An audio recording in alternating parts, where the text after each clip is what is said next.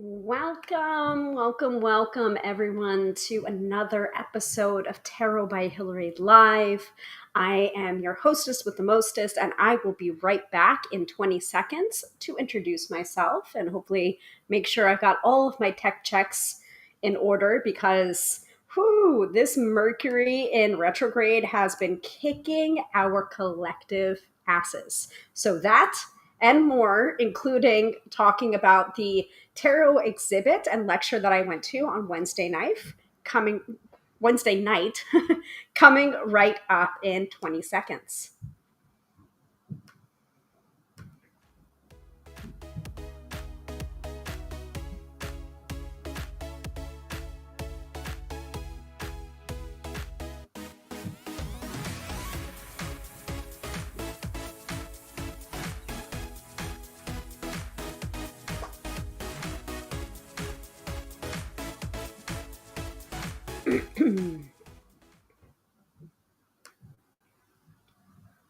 All right. Welcome, everybody, to another edition of Tarot by Hilary Live.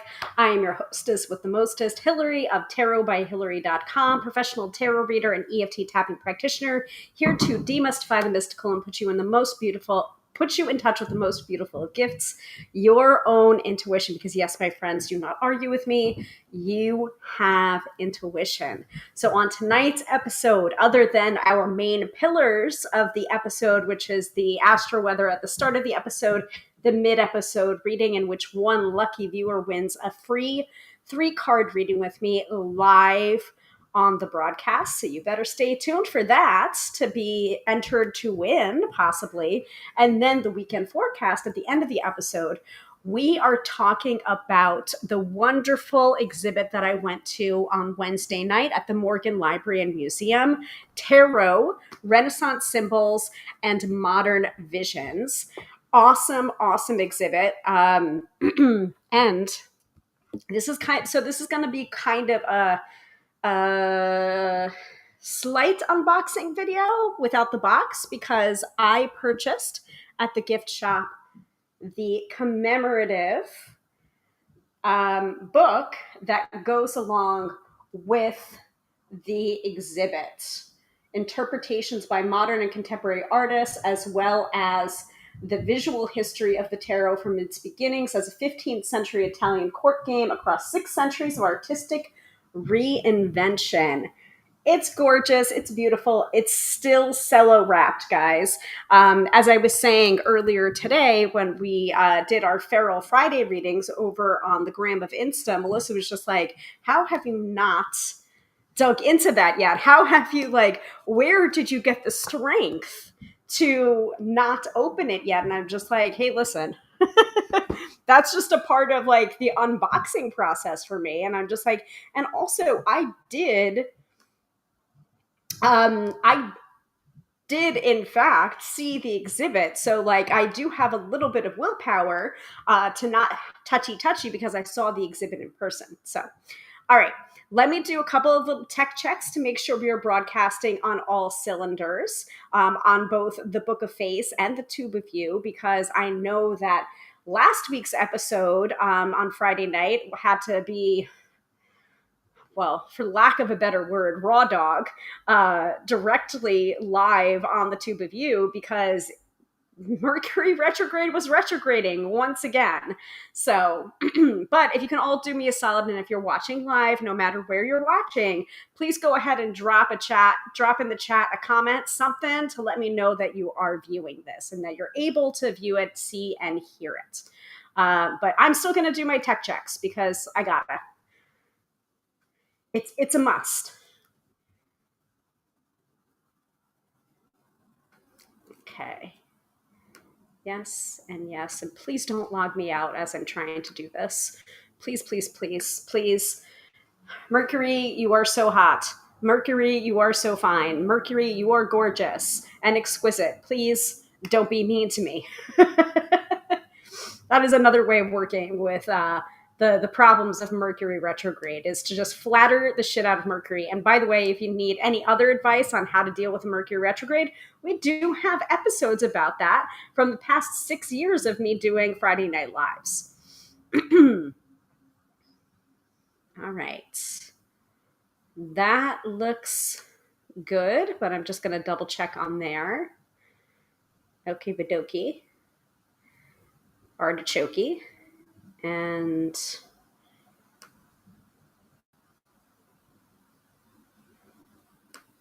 perfect. Yes. All right, that's working. And so I can shut it. Okay. And that also may be working, but I think I have to look in my events page to see it.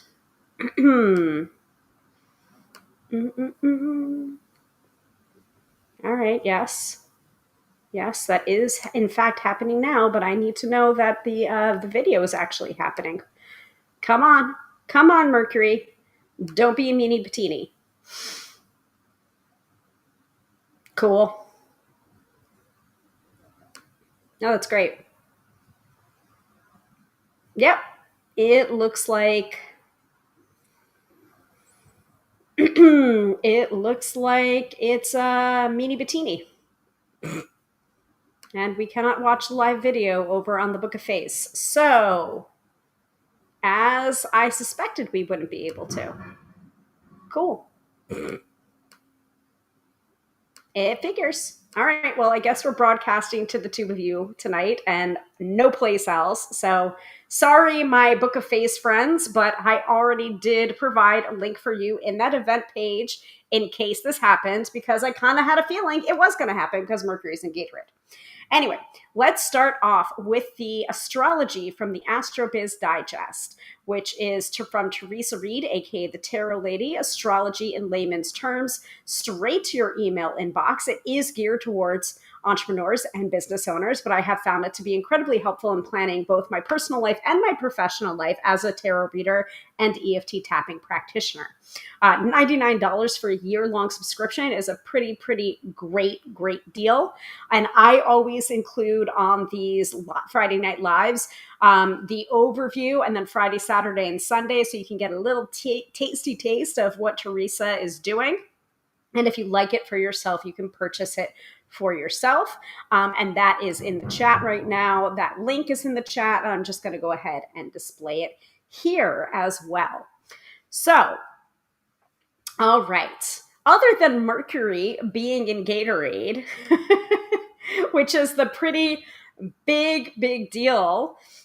This is what has been going on. This is what has been driving people crazy over the last couple of weeks, and it's going to continue until the end of July. So strap in, buttercups, because it's going to keep going.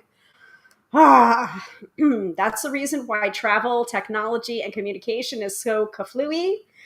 That's the reason why. But let's get into the nitty-gritty. So Mercury is in retrograde. Like I said, slow down, back up your computer, plan for delays, watch your words. Avoid signing contracts and buying new tech gear if at all possible. So this week is where the party begins. And I have definitely been feeling it, y'all. Let me grab a little bit of sparkling water.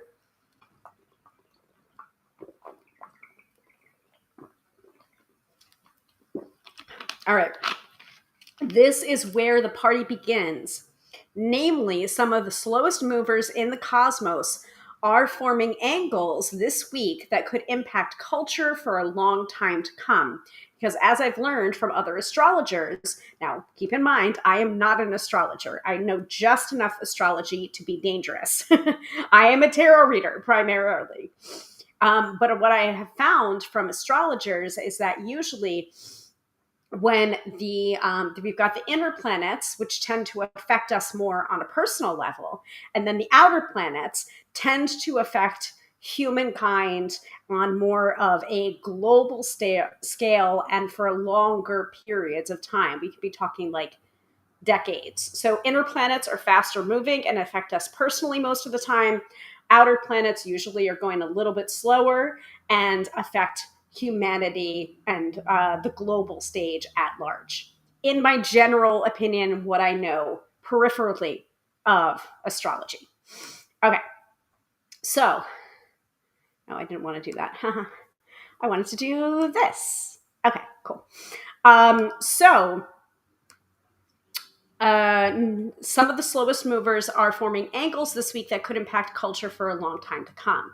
But first, the new moon in Cancer on the 14th, so that was about 3 days ago, is ideal for upgrading your home office. A fresh coat of paint, bouquet of flowers, or organized desk will have you happy to spend time in your space. It is also a dynamite day to go over your profit and loss statements as well. Are you in good shape? Or does your business need a new budget? Set intentions for your home office or financial security.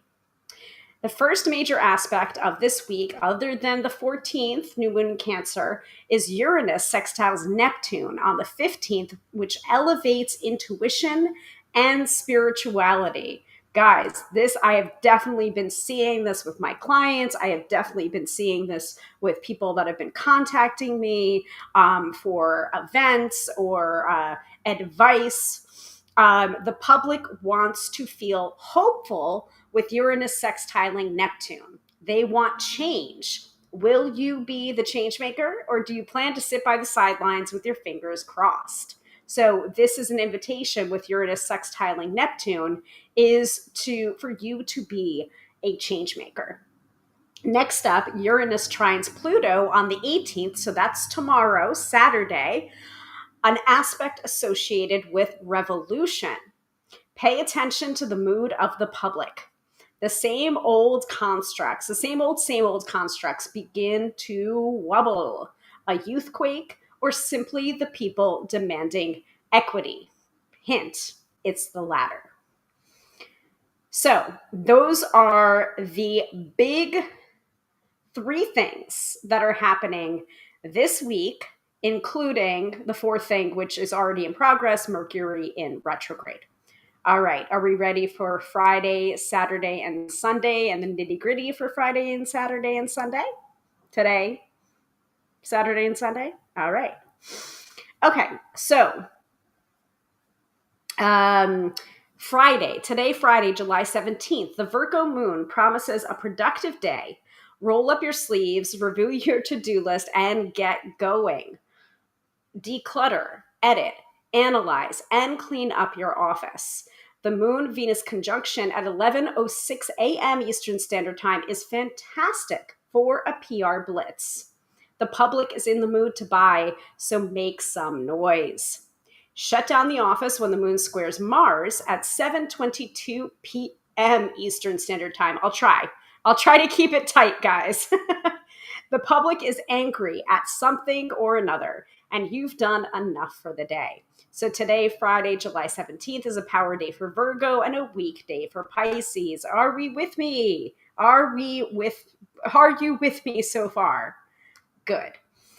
Saturday and Sunday, the next big aspect arrives on Saturday at 12:45 a.m. Eastern Standard Time. So midnight 45. Uranus trines Pluto. We already talked about that. The Virgo moon is still in operation, making Saturday your productivity bestie. But at 6:13 p.m., it's time to wind down. So get your work done. You can get your work done and get a lot done. But at 6:13 p.m. Eastern Standard Time, time to wind down. The moon is void then, which is for chilling. Now on Sunday's Libra moon shines brightly, creating a lovely vibe for creative work, diplomacy, and networking. But the morning skies are a mixed bag on Sunday, so approach these activities mindfully.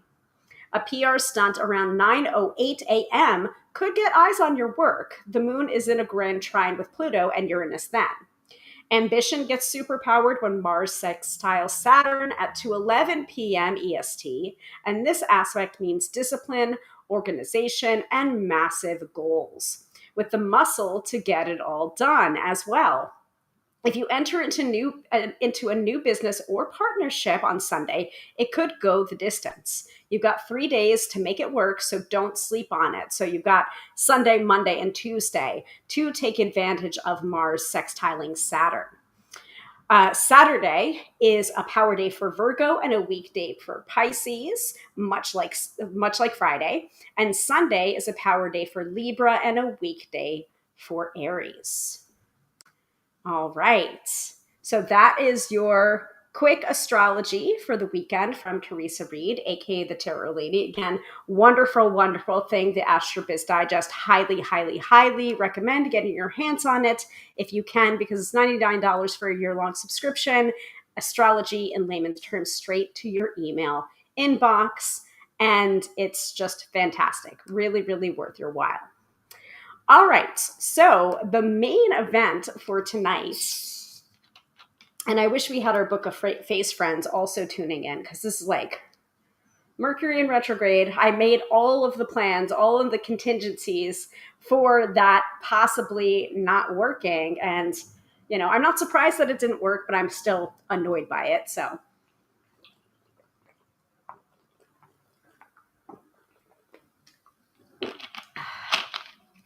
what I wanted to do was talk a little bit about the wonderful tarot event that I went to and the tarot lecture I went to on Wednesday night down at the Morgan Library and Museum. Tarot, Renaissance Symbols, Modern Visions. And it is on display.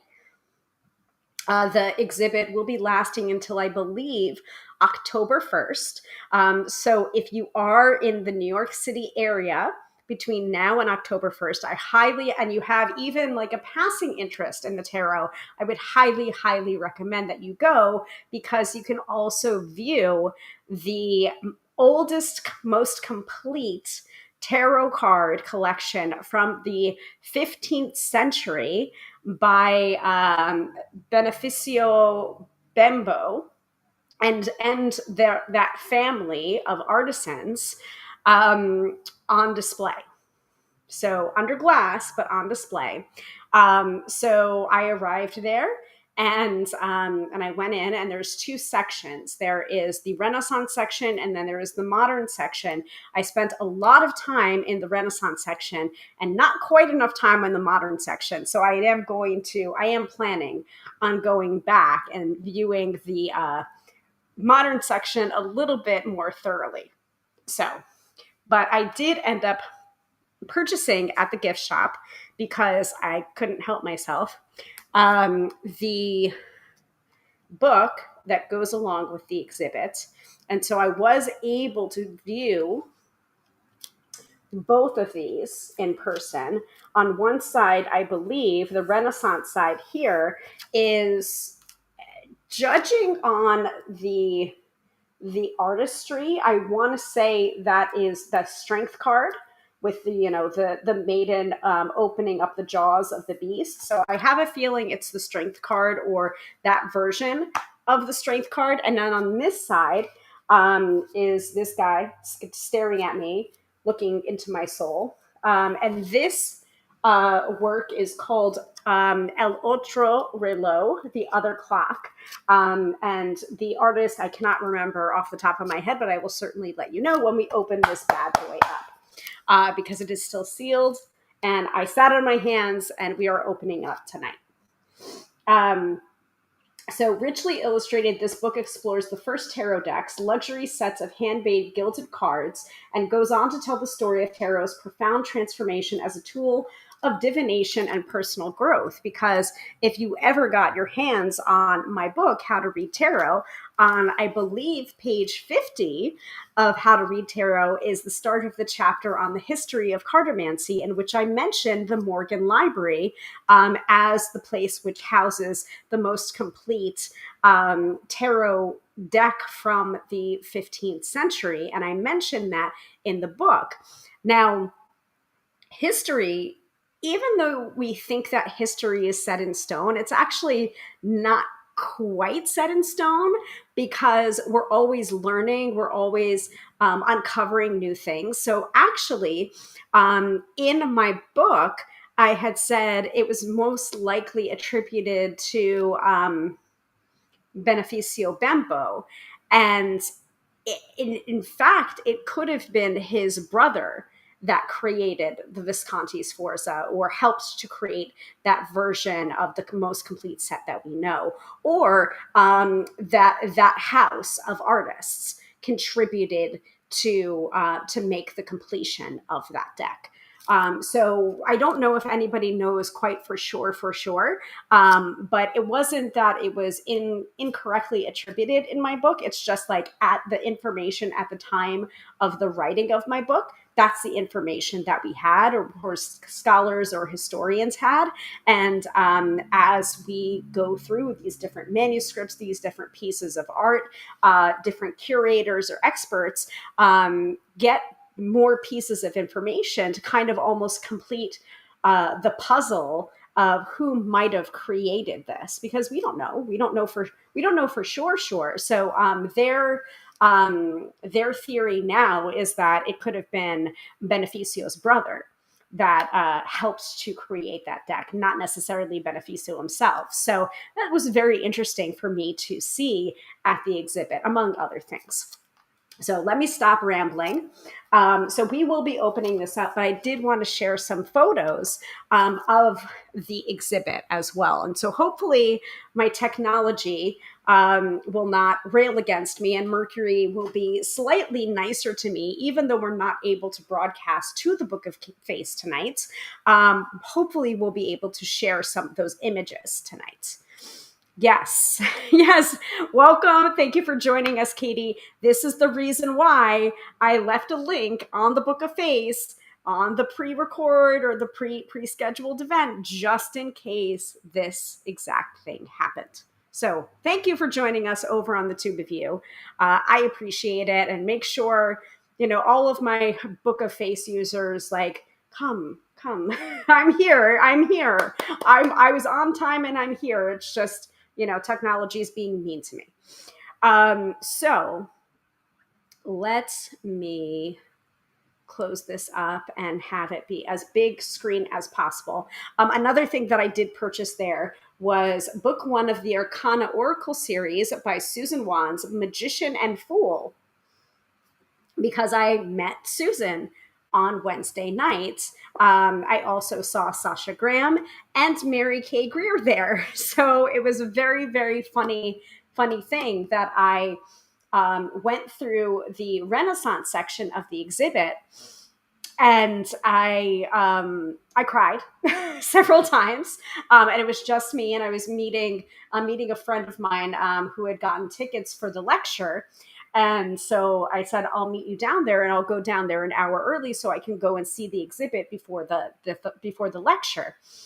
And so I viewed the exhibit by myself, and I think that really ended up kind of perfect, because it was just it was very overwhelming for me, to turn a corner and there they are, the stars of the show, the Visconti Sforza.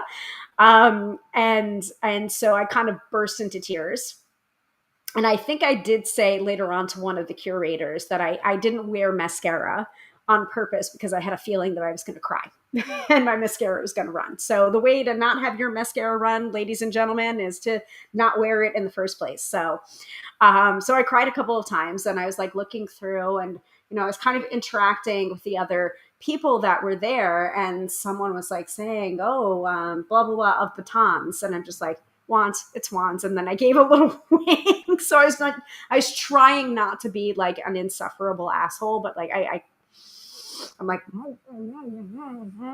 they're not here for you are not a curator, Hilary. You do not work for the museum. You just happen to know about tarot. Shut up and enjoy the exhibit. So, well, this is my attempt. So Katie says, I wish that I could go to see that exhibition you were speaking of. This is my way of bringing you guys there. Those of you that are not able to travel to New York City to be able to see the exhibit in person. And they do have listen, I don't know how much it's selling for, and I don't know how much shipping is internationally, but I believe you can order this book, I believe, from the gift shop, and they will ship it to you. So that's a thought as well. So again, the book is Tarot, Renaissance Symbols, Modern Visions, which is also the name of the exhibit. In case you want to bring this this home and have it on your coffee table. I sorry guys, I couldn't resist. I had to have it. And then I ended up meeting, so like I was going through the Renaissance section, and then I was looking at the time. I completed the Renaissance section, and then I went to cross over into the modern section. And who do I see but Sasha Graham, author of Tarot Diva, and I think the Vampire Tarot, I think just came out, and the Darkwood Tarot, and 365 tarot spreads, and 365 tarot spells. So many books. She's very, very prolific. So she comes run. She's like, Hilary. She comes running up to me and hugs me, and I'm just like, I'm like trying to like wipe the tears away because I'm like, of course you're here. She was like, I have someone that you might know, and she drags me into the modern exhibit section, and there's Mary K. Greer. So I'm just like, hi Mary, how are you doing? Oh my God, it's so good to see you. And then I also met Susan Wands, who is the author of Magician and Fool. So I think there are three books in her series so far. And I was online at the gift shop about to pay for this. And then Sasha is like talking to me as I'm like waiting to pay for this. And then she was like, oh, this is Susan's book. So I'm just like, and so this is actually very cool. I grabbed it and paid for it. Didn't look, And so this book is book one in the Arcana Oracle series. Hired by the Golden Dawn to illustrate a deck of tarot cards, Pamela Coleman Smith, a London-born empath with second sight, wants to keep the power of her creation out of the wrong hands. But when she refuses to share her creations with Aleister Crowley, a controversial magician, he issues a threat. Give up the card's power or he'll harm her muses. Pamela is determined to stop Aleister's sinister plot. But in order to do so, she must first learn how to conjure her own magic. Like, how freaking cool is that? So, like, quite obviously fiction, maybe, or creative license was taken, but such a cool concept. So, yeah, exactly. Like, wow, right? Yeah. All the books. Yeah. So I got to walk part of the modern portion of the exhibit with Mary K. Greer. And she was pointing out some really cool stuff to me. Like one of the things that they uncovered in the modern section was a deck that like had been like lost to time, and they didn't even know it existed, and they like found it in a drawer somewhere. And I'm just like, that's crazy. That is crazy. So we got to walk some of it. And then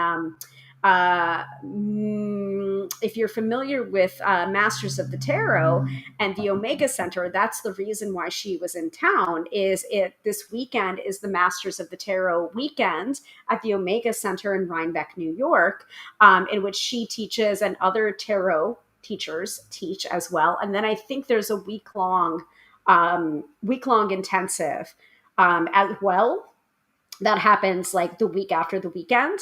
So I believe that Charles Harrington is teaching this weekend. Nancy Antonucci is teaching this weekend. Mary, of course. And I can't remember who else. So like that, and she was just there for one day to be able to see the tarot exhibit and also attend the lecture. So she had to get in there while the getting was good. So fortunately, I'm lucky enough where I was saying to everyone, it's just like I'll have to come back, but I'm just in Westchester County. I'm just a 40-minute train ride and then a 10-minute walk to here. So I'm very, very lucky in that way that I will be going again to be able to see more of the modern and like really be able to take my time in the gift shop as well, because there were so much tarot decks, guys. And listen, being in a gift shop like that with all of the tarot, like so many tarot decks, there was a lot of enabling going on. So I'm very proud of myself that I only purchased those two books and nothing else. Like, are you proud of me? I hope you guys are proud of me. All right. Enough, but it was just like so serendipitous, so happenstance, so synchronicity, that like you can't make this shit up. with tarot. You really, really can't. So let us see if this will work. No, damn. Okay, well, I actually, you know what? I could probably do it this way. So let me see if I can share my screen and do it that way. So let's do.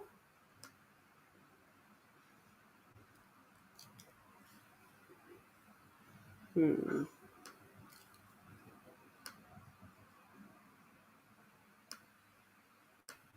a silly Billy Boo. Okay.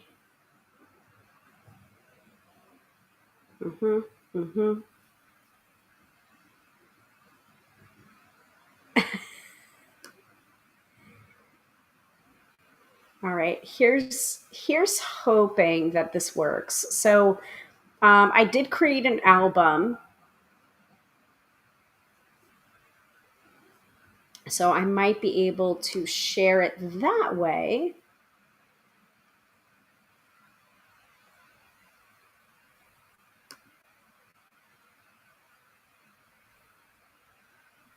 Perfect. I got it. Now, this is a public album that I did share to my business page. So you can find it on the Book of Face if you choose to. Again, facebook.com/ at Tarot by Hilary. And yeah, I think we can do it. Come on, man.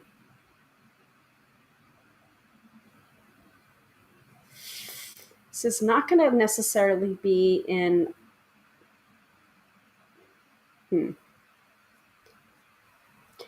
Hopefully, it's in as much order as I can. Okay.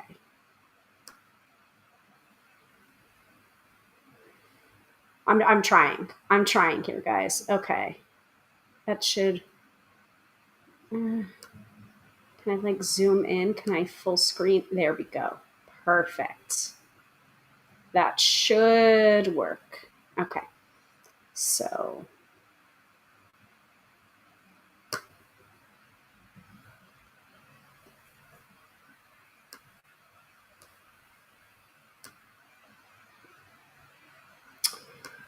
God damn it. I'm going to have to hit mute on my.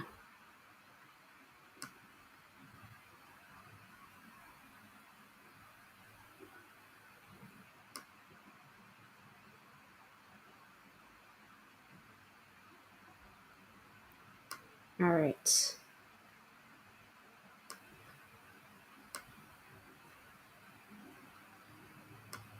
That shouldn't pop up now. Okay, perfect. All right, I'm going to show it. And you know what? No one needs to see little old me. You're here for the pictures, right?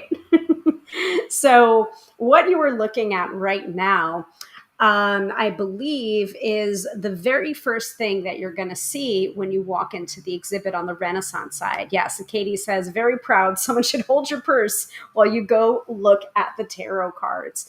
Yeah, it was fine. I think it couldn't have happened any other way. I was very, very happy it happened the way that it happened. And yes, there was definitely temptation, and there were moments also where I kind of wanted to get into the picture, but whatever. I needed my own personal paparazzo, so I guess the next time I go, I'll bring people with me, and I'll try and get like a group of people together who want to go see it and who are in the geographic area. But what you're looking at here is the Visconti Sforza. And I'm going to go ahead and switch to here. You're also seeing, this is also the Visconti Sforza. And then I did take some pictures. So yeah, I'll go back. So the top row is death and hope, and the bottom row is fortitude and charity. So like I was saying, the cover of that book that I will open up, guys. Actually, I should probably go ahead and open that up so I can like talk about it a little bit better. But yeah, the top row is that. The bottom row is fortitude. So fortitude, in other words, strength, right here. All right. And that is attributed to Andrea Bembo, 1431 to 1469. And that is the Visconti de Modron tarot. So anytime I say like Visconti Sforza, I may or may not be wrong because there's so many different versions of these cards. And the reason why there's so many different versions of these cards is because they were originally created as a game, and a game of like virtue. It was attributed also to more cerebral games like chess, where it was just like, it was not gambling. It was not a game of chance or a game of luck. And that is something that also they mentioned in the lecture as well, where one of the most interesting things, I believe one of the curators said about this particular exhibit and other exhibits like it was that one of the best preservations they had of how the tarot was seen or how game playing was seen in the Renaissance was the decries against it. So the very thing that was being used to decry it, like from the church, like there was like a sermon decrying card playing. And that's not just tarot. That's not tarot as divination. That is literally card playing or any kind of games. The church would decry any kind of form of, like, I guess, frivolity, or game playing as a way to pass the time, was seen or as frowned upon. And because of that assertion, the very thing that was decrying the thing ended up being its best way of preserving it for historians. I don't know about you, but I thought that was very, very cool. So, okay, we've got the book open. And oh my gosh, the innards are the Rider-Waite-Smith. Okay, I'm gonna get a little bit bigger. Hold on a second. I got a side by side. Look at this. I'm okay. I'm okay. Oh, fresh book. So the editors of this, I believe, are the curators: Claire Gilman, Joshua O'Driscoll, and Francisco H. Trujillo. And I believe it was Joshua O'Driscoll and Claire Gilman. I think it was also Francisco as well that did the lecture on Wednesday night. So fascinating stuff. So I hope they have that story, by the way, in the book, because it would just like made me so happy. Wow. Oh, I'm so glad I bought this. So yeah, the front cover of this book is Andrea Bembo, Fortitude, from the Visconti de Modron tarot, 1441 to 1442. And this one here, is Remedios Varo, the other clock, El Otro Reloj, painted in 1957. So I got to see both of these in person, which is really cool. Okay.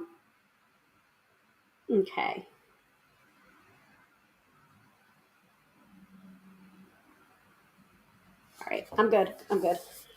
I'm okay. I'll try not to get distracted, guys.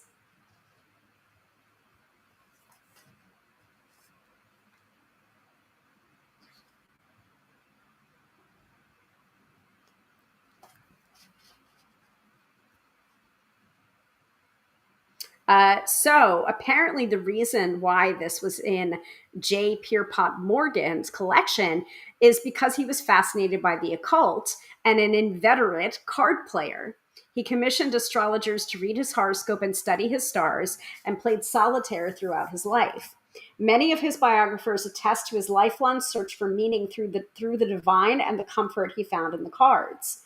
Morgan's acquisition in 1911 of 35 beautifully decorated and illuminated 15th century playing cards, as you see here, inaugurated a long tradition of collecting tarot related material. The Visconti Sforza cards formed part of a deck originally commissioned by the Dukes of Milan. Morgan's purchase followed closely on the 1909 publication of the iconic Rider-Waite-Smith tarot deck. The multifaceted nature of the Visconti Sforza tarot as works of art commissioned by Renaissance dukes, as a card game, and as symbols of the nascent practice of tarot dovetailed particularly well with Morgan's interests. So this was the complex visual imagery of the cards was the impetus for a collaborative multi-institutional research project initiated in 2019 between conservators, conservation scientists, and curators to understand their material composition. The cards are unique in their construction, handheld works of art on layers of paper that synthesize multiple artistic traditions to achieve their unique allure. The use of cutting edge art analytical equipment revealed the knowledge and mastery required of the artists who made these Renaissance marvels. So this exhibit traces the visual history of tarot from its beginnings as an elite courtly card game in northern Italy through its transformation into modern divinatory practice based on occult traditions and its current status as an enduring source of inspiration for contemporary artists. The exhibition moves from an examination of tarot's engagement with the rich visual culture of Renaissance Italy to an exploration of the impact the cards have had on modern and contemporary artists. Curated with great flair by Claire Gilman, Aquavella curator and department head, modern and contemporary drawings, Joshua O'Driscoll, Melvin R. Seiden, curator and department head, medieval and Renaissance manuscripts, and Francisco H. Trujillo, Drew Hines, Burke Conservator, Thaw Conservation Center.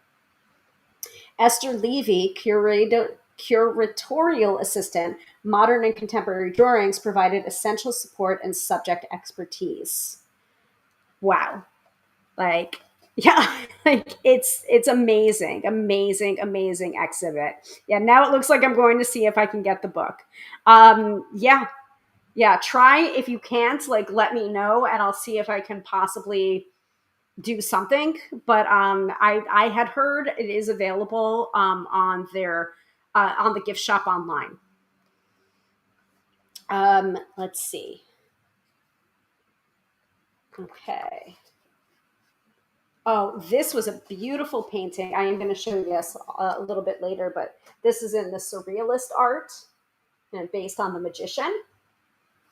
And this is by Victor Bronner, the Surrealist, 1947.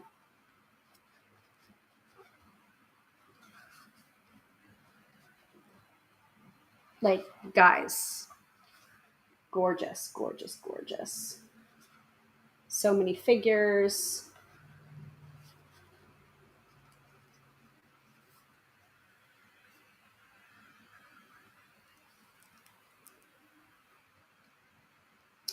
And by the way, some of it, some of the some of the cards might have been created as replacements because these were originally, commissioned by the merchant class. They were commissioned sometimes by royalties, sometimes to celebrate or commemorate different events, such as a wedding or a birth, or a wedding between two different families. And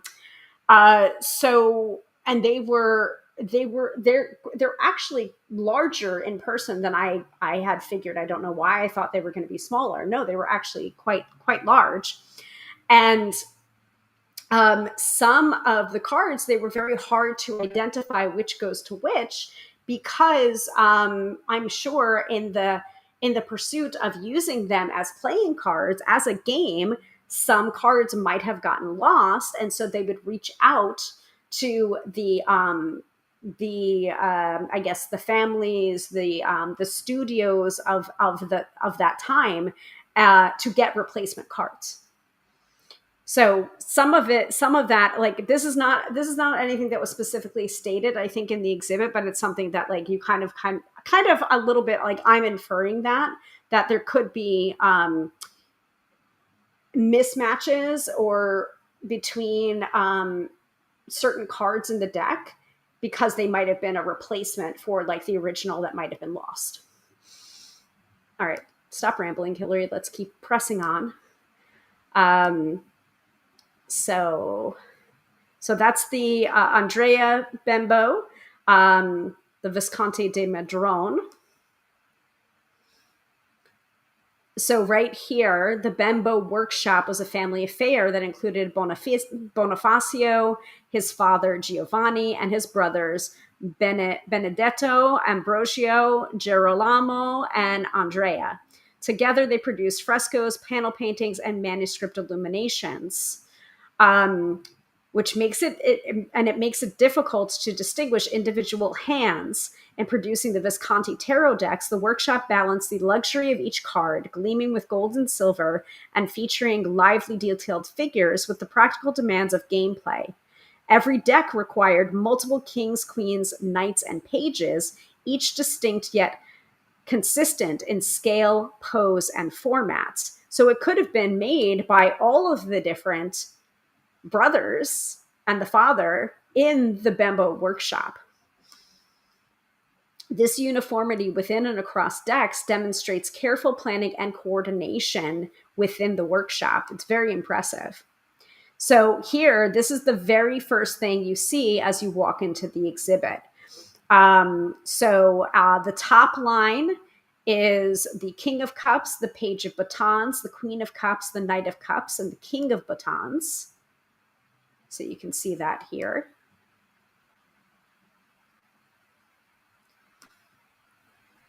And then the bottom line, and that is attributed, the top line is attributed to Bonifacio, and that's the Visconti Sforza.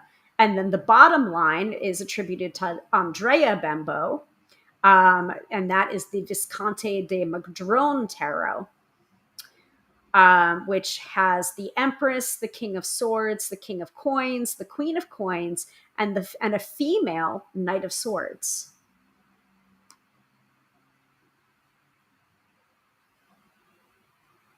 And I'm telling you, the pictures do not do it justice at all.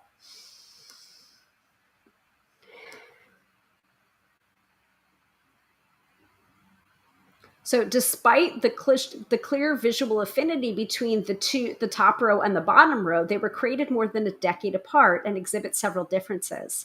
The gilt backgrounds of Visconti Sforza are cooler in tone than the gleaming warm backgrounds of the Madrone cards, due to the use of oro de metu, I think, a laminate of silver and gold leaf that was less expensive than pure gold. As the silver tarnishes, it affects the visual appearance of the gold. The material choice likely reflected a desire to reduce cost, either on the part of the artist or the patron, and suggests a shift in workplace practice, taste, or the perceived value of the cards. So those cards are from 1456 to 58 and 1441 to 42.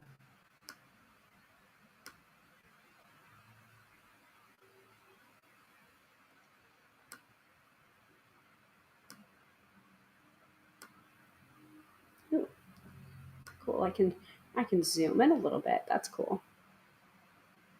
Like, can you guys see that? Hopefully you guys can see that. And if you're watching on bigger screens, even better. All right. So here,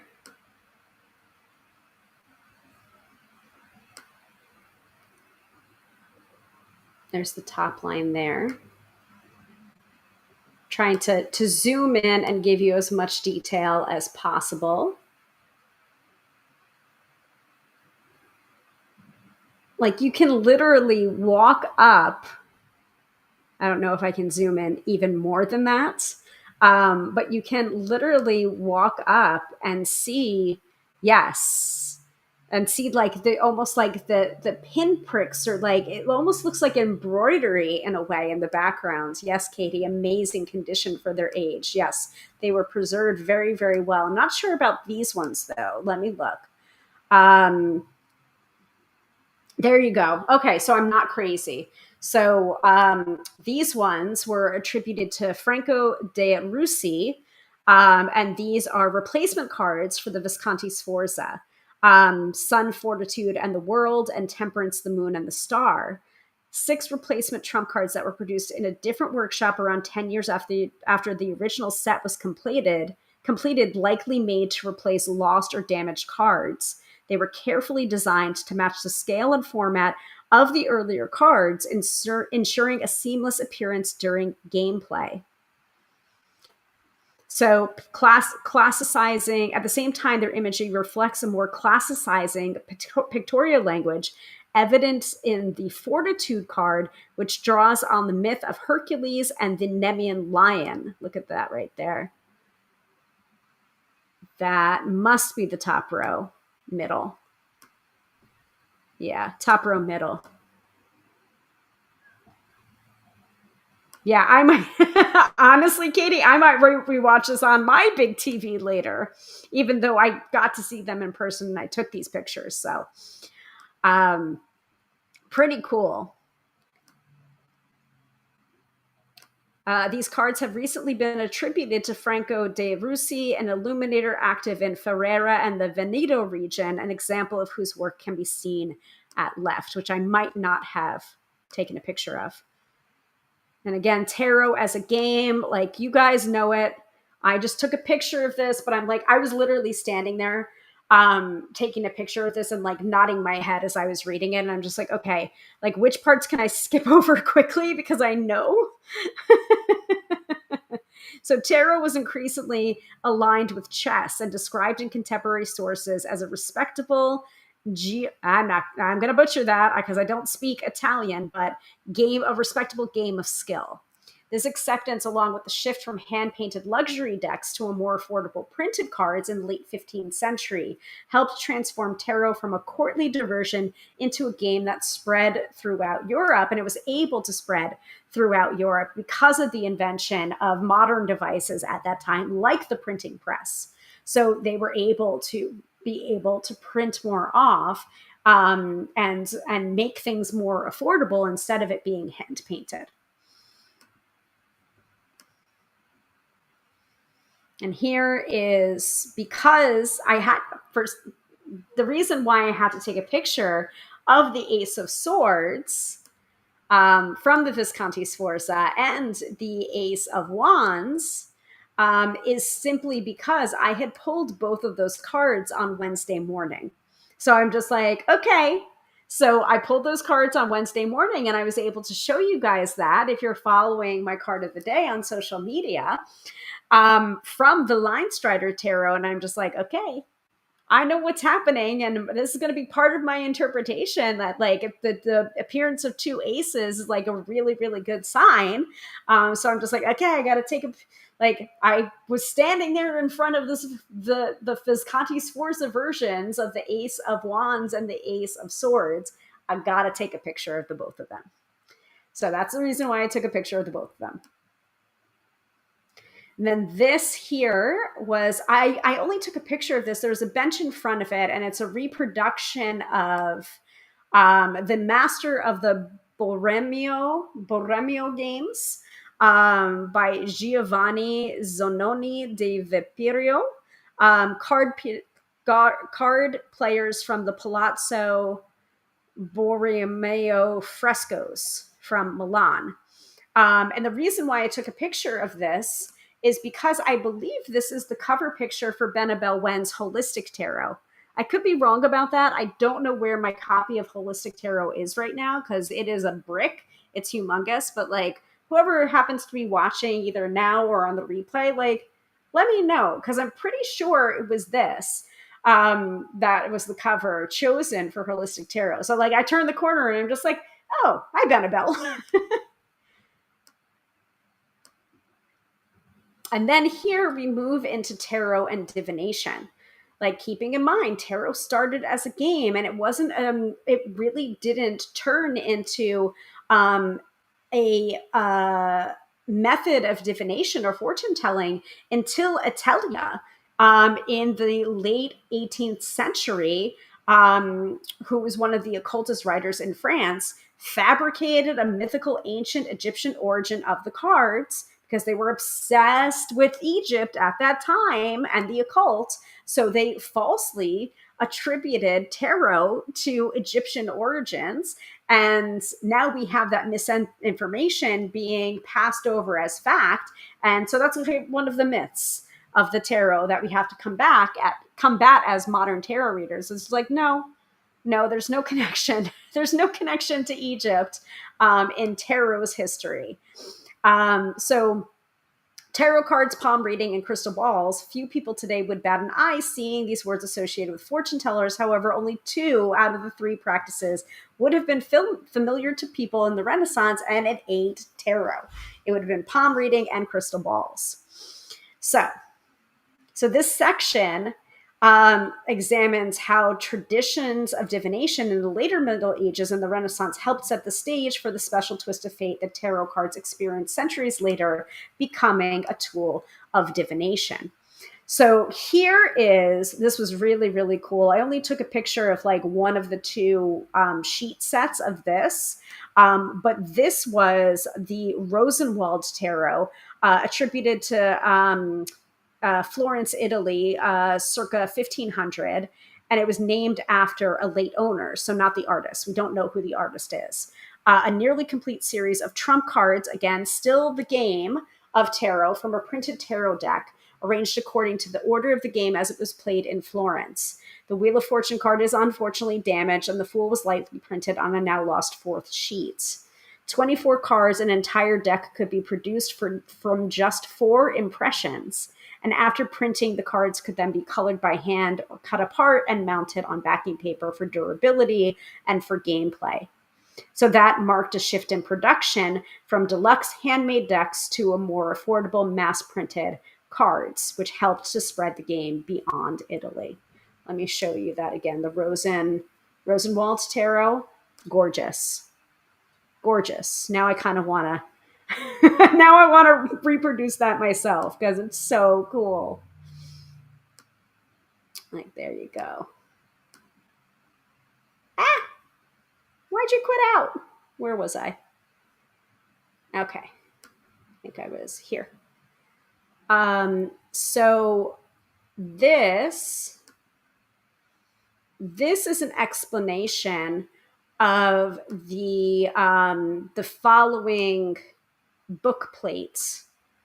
So this was the Teofilo Folengo, The Chaos of the 3 for 1. Renaissance writers adapted tarot cards into a literary parlor game known as Tarocchi Appropriati, in which trump cards were randomly assigned to individuals and then interpreted to reflect their personalities. So it was basically like a parlor game, like charades almost, where you would like go into the salon and you would each pass out a card. Everyone would pass out a card. And then you would explain, they talked about this during the lecture as well. You would then explain why that person received that card. Or like explain that personality and how that personality is reflected in that card. So like you can understand how it would be kind of very similar to modern day fortune telling in a way. In this work, the Mantuan poet Teofilo Folengo describes a fictional gathering where players drew trump cards from which he then composed corresponding sonnets.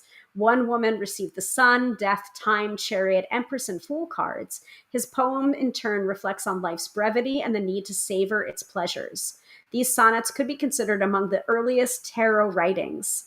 Valenjo, however, was less concerned with predicting the future than with showcasing his skill in extemporaneous composition. So the poem is, what could be more foolish under the sun than to wait for a time to enjoy time? Death on the Empress's chariot hastens to turn our children to dust. Beneath the sun, the lad quickly arranges the violets on the chariot. Crazy is the person who fears the mortal arrow, which flies to kill even the Empress. But fools there will be on the imperial chariot. Stay, woman, while you are lovely, for the sun ages and kills all beauty. Enjoy, madwoman, enjoy the flower while you can. The chariot flees with the sun, and as the cemetery fills, the Black Empress grows more beautiful. And that translation from, I'm assuming, Italian, that translation was done by Stuart R. Kaplan, who we know from U.S. Game Systems. So, the founder, I believe, of U.S. Game Systems. So that is the original poem. Like, I'm gonna curse. How fucking cool is that? This is a real nerd episode. And yeah, I might have cried. Now this here and this here were mind reading games, and fortune telling became an increasingly popular source of entertainment during the 16th century, providing ample occasion for surprise, laughter, and shock among a group of friends. This interactive book turns divination into a game. Readers select one of 50 questions and then follow a series of randomizing steps, including drawing 2 cards and consulting illustrated tables that feature allegorical figures such as fortune, shown here. Following these prompts leads to a prediction delivered in the cryptic style of an ancient oracle composed by the noted humanist writer Lodovico Dolce. And that is from Garden of Thoughts. And the mind reading game there too. So that is that. Pretty darn cool. Oh, hello. So this is Marseille. The connection is, so U.S. Game Systems was founded by Stuart R. Kaplan. So U.S. Game Systems is the producer, the main producer now of the Rider-Waite-Smith deck. I think that's where that copyright fell to. I hope that answers the question. And Stuart Kaplan was a very, very noted and prominent and tarot historian. Very cool. Very, very cool, guys. All right, so here is the Marseille, or version of the Marseille. The unidentified, so we don't know who made this particular version of it. And from Avignon, around circa $1760, including on the top row, the street performer, or the Le Balletier, the Wheel of Fortune and the Hanged Man, and the bottom row is Death, the Devil, and the Tower.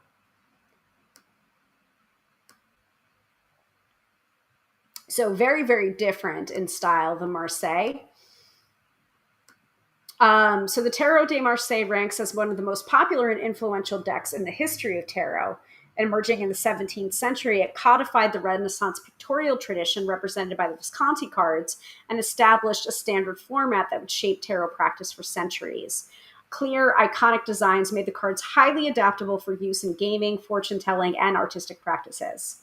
This is the style of deck that would have been most known to the French occultist writers working later in the 18th century, such as Italier. Italier? Yeah. Or, sorry, Itella. Yeah.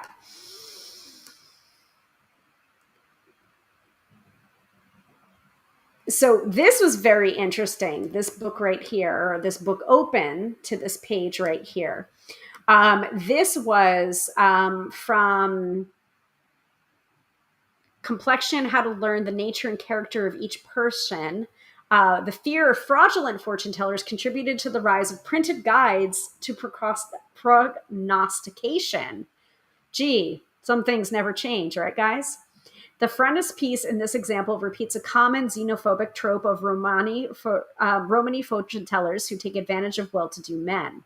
In the foreground, a turbaned barefoot woman with loose hair reads a wealthy man's palm while her children clamor around them for attention. Functioning both as a cautionary image as well as a promotional device, the image encourages readers to follow the book's instructions for reading their own fortunes and thus avoiding such a trap. This is hilarious. The emergence of do-it-yourself guides marks a pivotal moment in the history of soothsaying, when the mantic or divinatory arts, once the esoteric domain of ordained specialists, were increasingly becoming accessible to the broader public. Yeah. Simplified for easy printing is my guess. Yeah.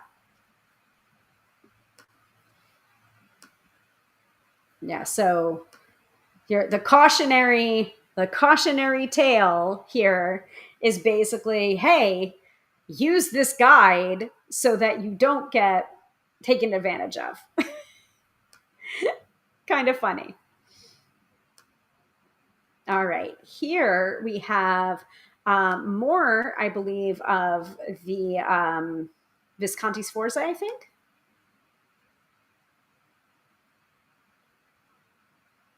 Could be Visconti Sforza or Madrone. So you have the Popess and the Pope and the Juggler there.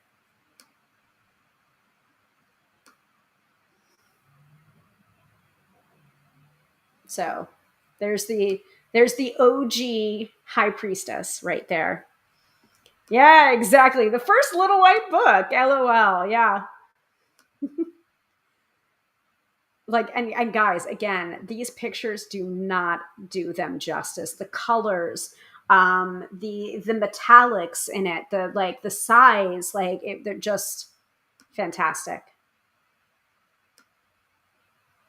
Oh, I'm right. Yes, that is the Visconti Sforza tarot. It is attributed to Bonifacio Bembo, and that is made with tempera, gold, and silver leaf on pasteboard.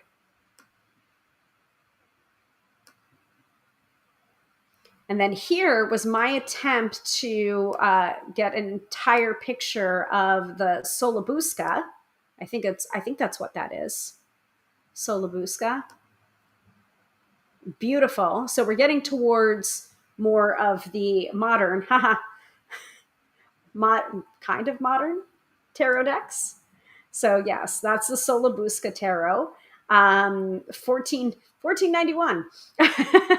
So this, it's not, I don't believe it's,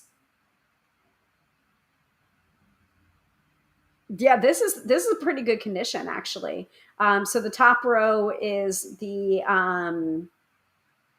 4, 7, and King of Cups, the 3, 5, 9, and Knight of Coins. And the bottom row is the 2, 6, and Queen of Batons, and the 6, 10, Page, and Queen of Swords. I'll show you that again. Look at the colors. Yeah, and they look so 3D as well. It's true. Gorgeous. So the Solabusca, this is a deluxe hand-colored set, surviving only in printed copies. Was likely created for the Venetian nobleman Marin Sanudo, whose initials appear on several cards. It's the earliest surviving complete tarot deck and the first to feature figural pip cards. Yay! An innovation that would have lasting impact on the trajectory of tarot imagery. So illustrated pips. Although inspired by classical antiquity, the imagery of the cards is so obscure that the deck likely served as an esoteric game full of veiled allusions to contemporary figures and events. These references would have only been understood by an intimate and elite circle of initiates. Interesting. And then I turned the corner, and one of the last things I see before moving into the modern section And I didn't think, yeah, the 10 really did look similar to the modern. Yeah. Here's what I didn't think I was going to see. And so this is one of the 3 times I burst into tears at the exhibit. This is the Rider-Waite Smith. I'm going to cry right now. So you've got the Fool, the Hierophant, the Lovers, the Hermit, the Hanged Man, Temperance, Judgment, the Moon, the 10 of Wands, the Ace of Cups, the 3 of Swords, and the 8 of Pentacles. And that I can rattle off just because they're right in front of me. And I need no interpretation. I need no guide to know these cards. So this particular deck is from 19 attributed to William Ryder and Son, hence the Ryder, attributed circa 1921 to 1931. Working from, and of course, attributed to Pamela Coleman Smith. Working from descriptions provided by the mystic writer Arthur Edward Waite, the English artist Pamela Coleman Smith completed most of her designs for this deck in as little as 5 months. Wow.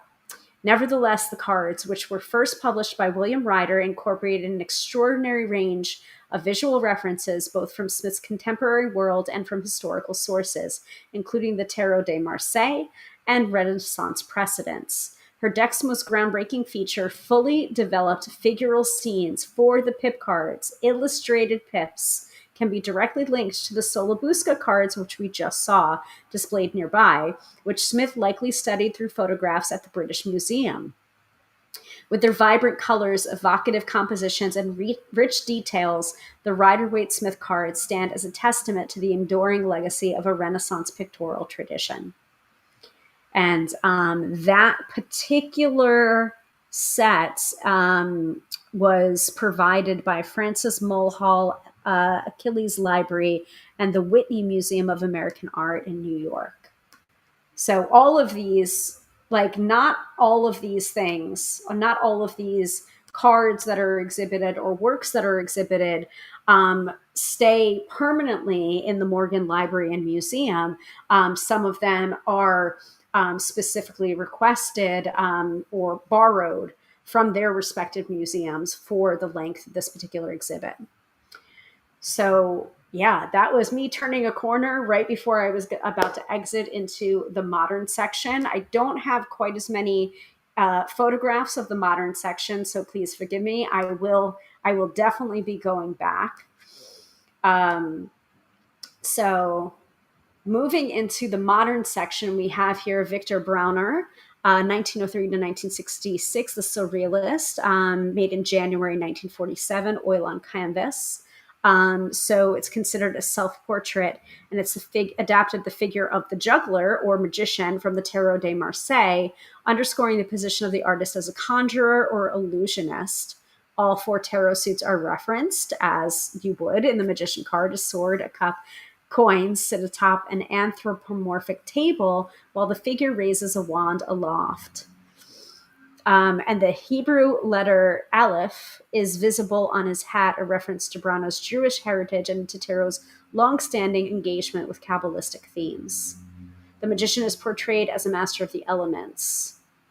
Brauner made this painting 6 years after his contribution to the Jeux de Marseille, demonstrating how tarot and accompanying magical practices remained prominent in his work.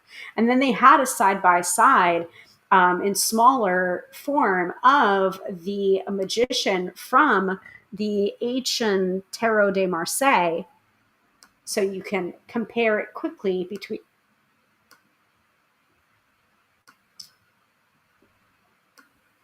the art itself.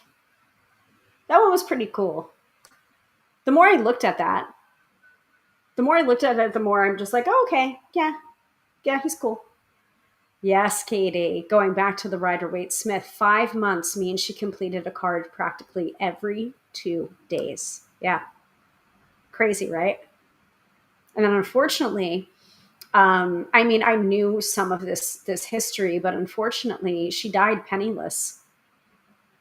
So there was two very different paths, and they did say this in the lecture about the Thoth or Thoth deck created by Lady Frida Harris and the Rider Waite Smith deck created by Pamela Coleman Smith, and how there was Pamela Coleman Smith who was very much taken advantage of, and then Lady Frida Harris who created the Thoth tarot, um, and she was already in a prominent position, so she could not be taken advantage of. So very different diverging stories of these two female artists. And keep in mind also that the Thoth tarot didn't end up getting printed, I think, for the first time until like 1969, they were saying. So very, very, very different. So this is The Other Clock, or El Otro Reloj, by Remedios Varo. I'll pull him up here. He freaks me out, guys. Like, oh, why did I go like, what happened? Hold on a second here. We're not far off to the end. Hold, please. So, why do you keep on doing that? Come on, Mercury and Gatorade, stop it. All right. There he is. All right, so this is El Otro Reloj. I'd like to keep him on screen as I tell you about him, because he kind of freaks me out. I don't know. Like, my eyes kept on being drawn to him. He's also on the cover. I don't know if there's necessarily a table of content. Oh, there is a table of contents. Fantastic. So there's essays in here too. Tarot and Divination, Tarot as a Game, Making Renaissance Tarot Cards, Tarot and the Modern World, Tarot Now, and some of the plates, image credits. I'm going to go with Tarot and the Modern World and Tarot Now. I think probably page like around 120 or so, we might be able to see him again. Or not. Oh, there's an image of the Hermit card from the Thoth. Keep in mind that there are essays in here too. So it's not just the fact that this was a part of the exhibit, because not everything in the exhibit is going to be featured in this book. There might be more, there might be less, there might be different. And there's also essays in here too. Yeah, exactly, Katie. The patriarchy at its dubious best, Alistair being his dark self to Coleman. Correct. Or, well, actually in that case, it was Arthur E. Waite. So different time. Well, kind of different time. So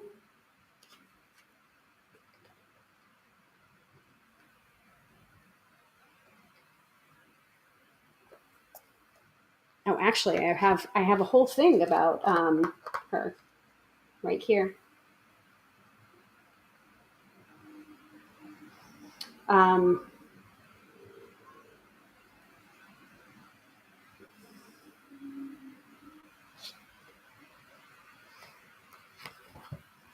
Yeah, page 125 of this book, and 126.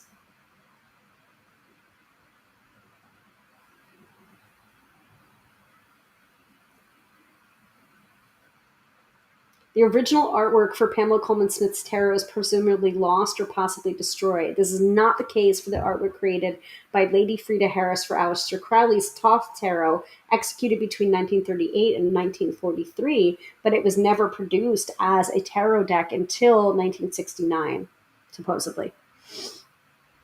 I know. He's got me. Cute but spooky image, almost alien creature coming from space on an asteroid. Good interpretation of him. Oh, wow. There's a lot of stuff from the Thoth in this particular section. Very, very cool stuff, too. I'm going to flip through. Oh, there's the Surrealist by Victor Bronner. All right, there. I got him. I got him. I got him. El Otro Verlo. So this here it is. Also from 1957, The Other Clock is another depiction of the magician, this time directly related to an actual tarot card she created, Remedios Varo created on bone. The magician's body forms a pentagram, while in its hollow center, the infinity sign now twists and turns repeatedly like a woven thread, as you can see. Another gird, if I can't pronounce that symbol. The androgynous figure, perhaps a self-portrait, walks along a celestial pathway of glittering stars within a celestial firmament, a reference to Ouspensky's fourth dimension and its dissolution of time as we understand it. And also, according to the lecture, they were saying that Remedios Varo had a fondness for creating these creatures, basically the pentagram head creature. So there's more of that in her work. I don't know why he creeps me out. He creeps me out, but like I'm also fascinated. And as you all should maybe familiar, I like, sorry for the glare, guys. So here, of course, is the Thoth or the Toth deck. Not my jam, not really my cup of tea. I can read with it. I'm sure I have a copy of the Thoth somewhere or other in my collection. I just don't know where the heck I put it. But I'm primarily not a Thoth reader, as you guys well know. But I did learn to read on it with it after winning the Tarot Apprentice in 2011, because I also had won not only an apprenticeship with Teresa Reed, the tarot lady, I also won a year-long study in the Hecademia chorus for different tarot studies. So I ended up learning a lot over the year 2011 to 2012 about tarot and different tarot systems and different divination systems as well. So yes, I know how to read with Thoth, but it's like not my jam. And primarily you'll find there's two sects of tarot readers, sometimes three. You've got the Rider-Waite-Smith style readers, you've got the Thoth readers, and then you possibly have the Marseille style readers.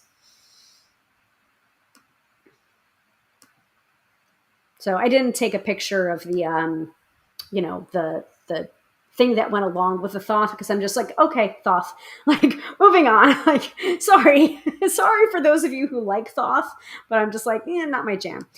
So this, I believe, is a depiction of or inspired by the Chariot card.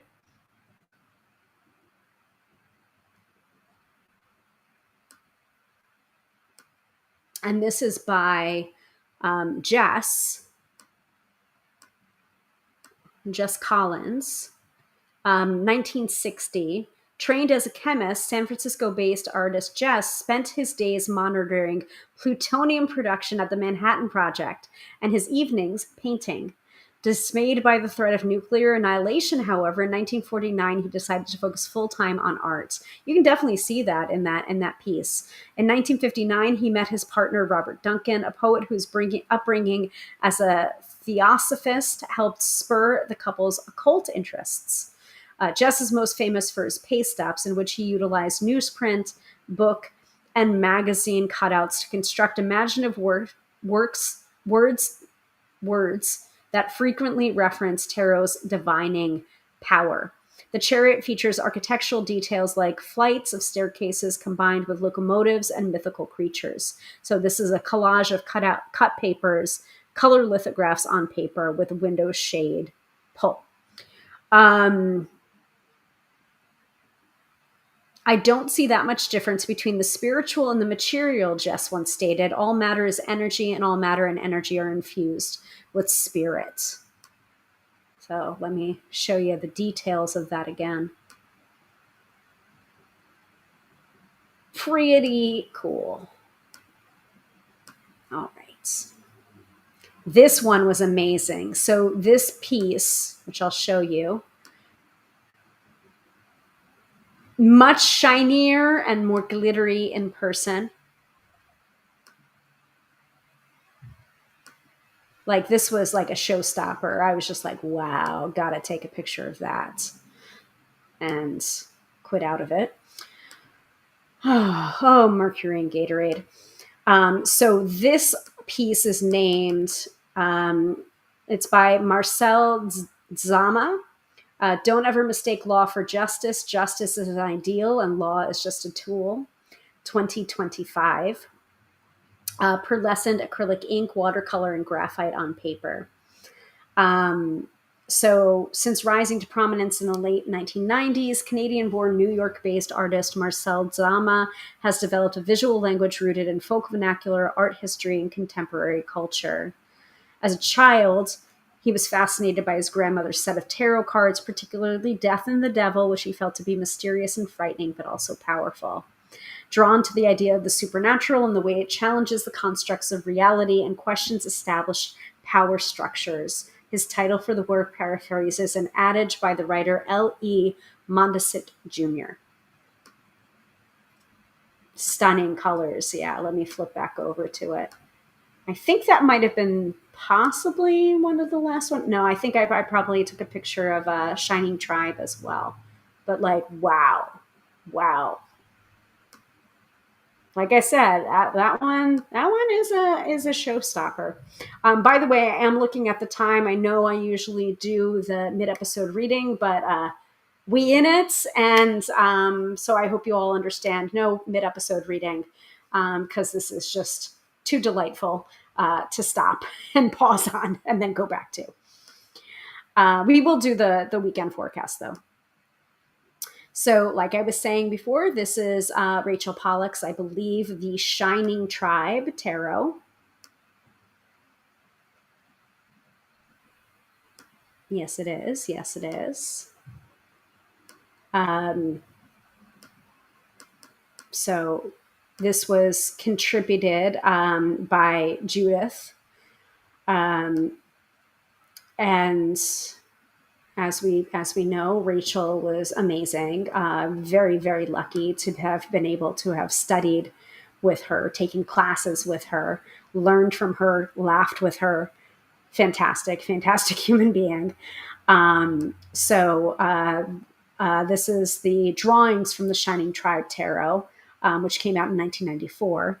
The top row is Strength, the Hermit, the Tower, and the Sun. The middle row is the World / the Shining Woman. The Seven of Stones, the Ten of Stones, and the Speaker of Stones. And then the bottom row is the Six of Trees, the Four of Birds, the Gift of Birds, and the Six of Rivers. Let me go back to it. So, top row. There's the World card there on the left-hand side, middle. That's the Shining Woman. And then bottom row here. This is also a reminder to myself to continue reading A Journey Through the Forest of Souls. Thank you, Katie. No reading needed. This museum showing is awesome. I'm so glad that you agree. I'm really glad that you all are here and that I'm doing this. You know, it's just like I want to be able to bring you guys here, and like I hope you all feel how much going to this exhibit means to me as a professional tarot reader. And it's just like it's not just the fact that I give readings for money. It's just like it is a part of my soul. It's a part of my what I believe to be my life's work. And hopefully one of these days I'll be able to contribute with a tarot deck of my own as well. There was part of the lecture that I'm just like, oh no, where they were saying, I can't remember who said it. I think it was Claire, one of the curators, that said it, where it's just like, I think there's just this prevailing thought of you with the tarot, if you don't see, or with artists, if you don't see what you want, you end up creating it yourself. And I'm just like, oh no, does this mean I have to create a tarot deck too? It's like I have to write another book and I have to create a tarot deck. It's going to happen eventually though. You all know that. Um, Anyway, Rachel was an award-winning author, trans activist, and comic book writer, and also one of the last half century's foremost scholars of tarot, along with Mary K. Greer, that I got to walk some of the exhibit with, which is like crazy. Thank you, Mary. I tried to hold in my fangirling. She publishes the now iconic. She published the now iconic tarot guide, 78 Degrees of Wisdom, in two parts in 1980 and 1983, and as a revised single volume in 1997. So I believe I have the 40th. I think I have the 40th the 40th anniversary edition copy of 78 Degrees of Wisdom. Really, really seminal writing, like highly recommend.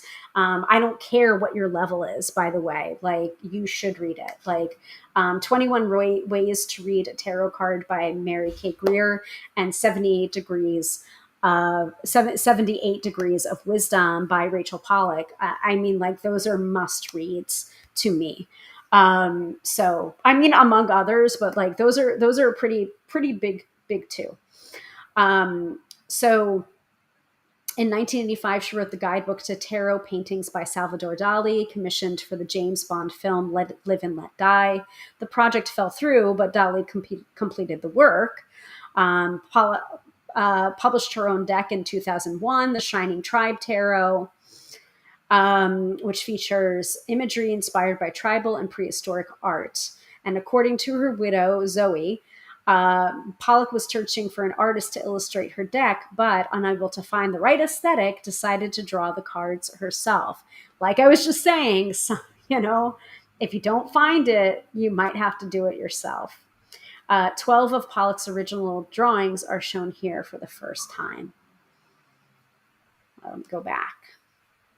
Now, honestly, like no disrespect to Rachel, like the Shining Tribe Tarot never spoke to me. Her writings speak to me. Her scholarly work speaks to me. Her humor speaks to me for sure. But for some reason, like this particular tarot deck doesn't do anything for me, but it does it for some other people. So, but Walk Through the Forest of Souls, a tarot journey, which I'm still reading. I'm still working through, you guys. Really, really must read as well. I'm working through it. I'm going to get through it eventually. All right. And then here are some examples of modern tarot decks. The circular ones on the top is the Mother Piece Tarot. Up top. On the left-hand side. There's also, of course, the Wild Unknown Tarot in the white rectangle by Kim Kranz, and then the Wild Unknown, some of examples of her, the actual deck on the right-hand side of that. There is also... So the Mother Piece was made by Karen Vogel and Vicki Noble, first published in 1981 as part of the American Neo-Pagan Goddess movement. Again, circular deck. There was also the New Wave Tarot by Amanda Lee Stilwell, Nicholas Bruno, the Somnia Tarot, which was self-published during the pandemic. And a lot of people got back into tarot during the pandemic. Christy C. Rode with the Next World Tarot, Kim Kranz, the Wild Unknown, and then the bottom row is the Solita Tarot from 2025, and David Grignard Romero is the Tarot. I can't pronounce that. The word for Night Wind from an Aztec deity. And that was published in 2021, it looks like. Mesoamerican Visual Culture to the Rider-Waite-Smith Iconography. Let's see what else we got in here. So that's the start of the exhibit right there. Kind of hard to miss. So I'm just like, okay, I know where I'm going. I'm good. Like literally the front desk is when you go in and then you turn right and it's tarot. So kind of hard to miss. That might have been the last picture that I have here. Oh no, I'm wrong. So this was the lecture, Tarot and Art History. And then here are my pictures of my things, my books. There's another picture I wanted to show you guys, which just made me laugh. I don't know if I'll be able to share it though. I was tagged in it, so I think I can. Hold, please. Your call is important to me.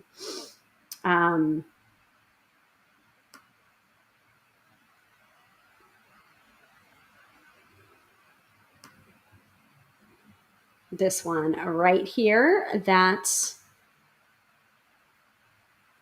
so those are some tarot luminaries in their own right. That would be Mary K. Greer taking a picture of me and Sasha Graham. And why I'm holding out my arm is because Mary, I guess, had never noticed my High Priestess Tarot card tattoo. She was like, "Oh my God, that's amazing. Can I take a picture?" I'm just like, "Yes, of course. Of course you can take a picture. Like, no, like consent is lovely, but sure, go right ahead." So it looks a little weird because it's just like, what is everyone looking at? Why is your arm outstretched like that? So I did summarize, um, and I did say, for anyone that's wondering why I'm holding my arm out like that, um, Mary was taking a picture of my High Priestess tarot card tattoo.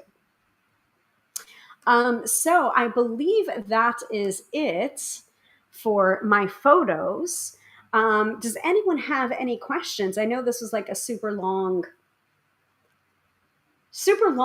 edition of the Tarot by Hilary live stream, and I didn't show you quite as much of the book as I wanted to because I had the pictures. So, but if you're looking to get the book, again, I believe it is available on the Morgan Library's website. Oh, look, flipped right to the Fool card and a comparison of the Fool card between the Visconti Sforza Tarot, the SD Aragon Tarot, the Bea Nettles Mountain Dream Tarot, and Kim Krantz's Wild Unknown Tarot.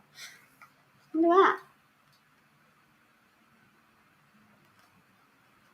I think the Fool card from the Wild Unknown was one of Melissa's favorites when we recorded the Fool episode for Card Slingers Coast to Coast. So we have this comparison, this sense of comparison between different tarot decks ourselves when we're recording Card Slingers, and when we're diving into these different symbols of the 78 cards of the tarot. And for example, here, I believe the Mountain Dream Tarot from 1975, I believe they said, or they claimed that was the first photographic tarot deck. So just to say, like, that's a pretty new, like 1975, that's not that long ago, guys. Yes, it is before when I was born, but not that much before I was born. And, there is a tradition now, or starting to be, of photographic tarot decks in which Courtney Weber and George Courtney's Tarot of the Burrows is a very valid part. That's a photographic deck as well. Yeah, I'm definitely going to look into that book. I mean, she a chonker? She's definitely she's not as thick as Benabel Wen's Holistic Tarot, because I don't think anything is as thick as Benabel's Holistic Tarot. But yeah, full color, gorgeous. The Fool is, as card 0 in the Major Arcana of the Fool, is often understood as Tarot's protagonist who traverses each of the Major Arcana on his path towards enlightenment. In Renaissance depictions, the Fool is typically shown as an outcast, like the madman being mocked by 3 young boys in the Este Aragon Tarot that was produced in 1473. Wow. Subsequent interpretations have ranged from intrepid travelers to innocent fledglings, such as the Baby Duck in Kim Krantz's Wild Unknown Tarot. No way. Does it do all of the majors? Shut your butt. Shut your butt. Plates.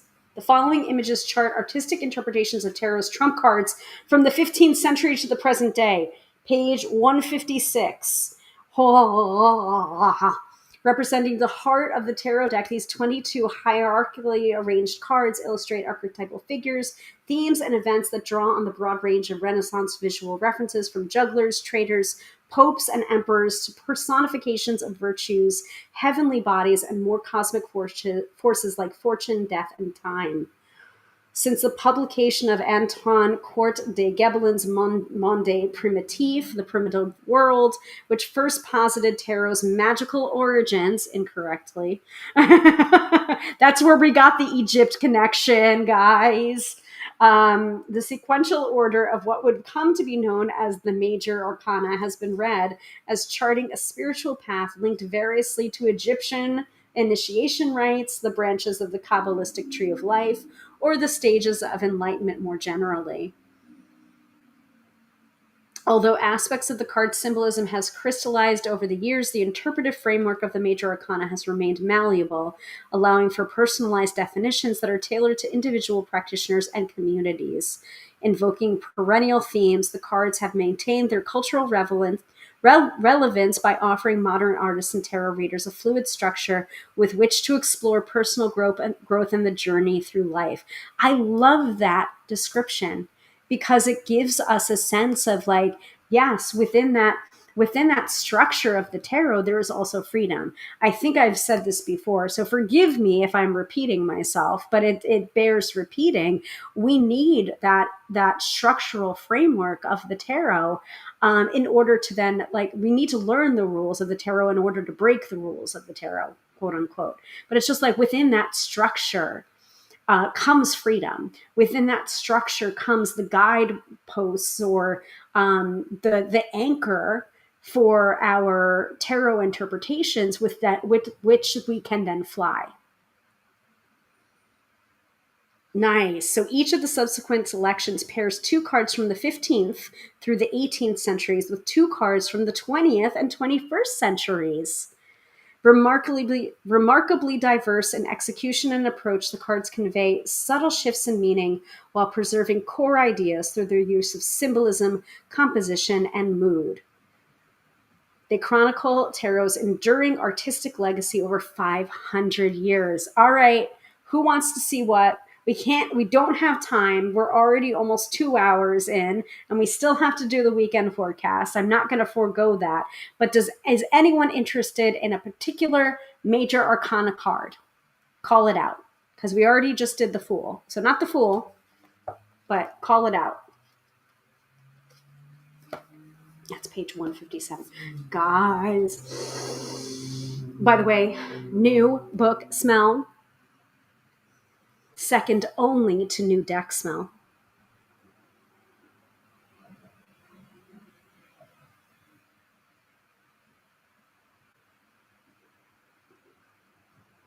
Trying to rescue my headphones before they pop out of my ears.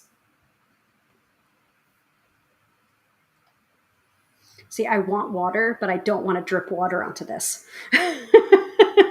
So I'm going to put it over here. I know the page is page 157. And I will dry my hands on my robe.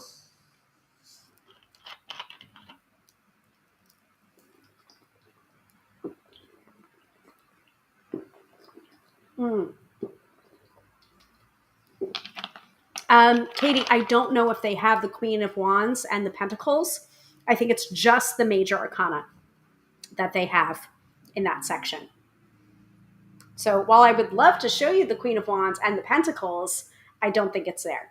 Okay, the Tower. The Tower I can do. I'm curious to see what they selected for the Tower. All right, so that's page 157. Let's see if I flip right to it. No, I didn't flip right to it. I flipped to the Chariot. Ooh, that's a spicy one, though.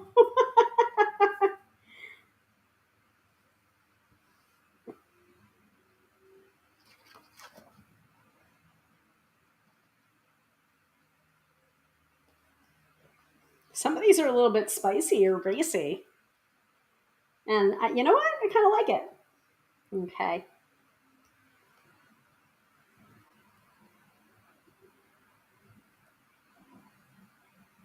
All right. So here is the tower by popular request.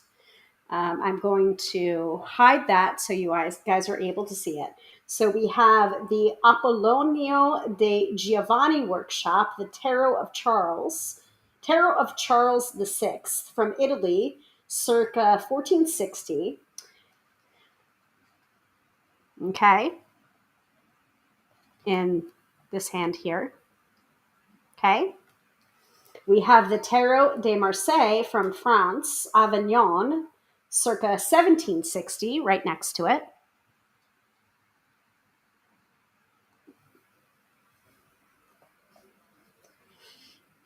Okay, good. By the way, for the sake of postage, I checked the rainforest, the site named after a rainforest. It appears the book is also there. Listen, you do you. Okay, there's also the Thoth Tarot, um, and finally that's the modern, and then Christy C. Rhodes' Next World Tarot from 2020 are the modern ones. So this side. Can you see it?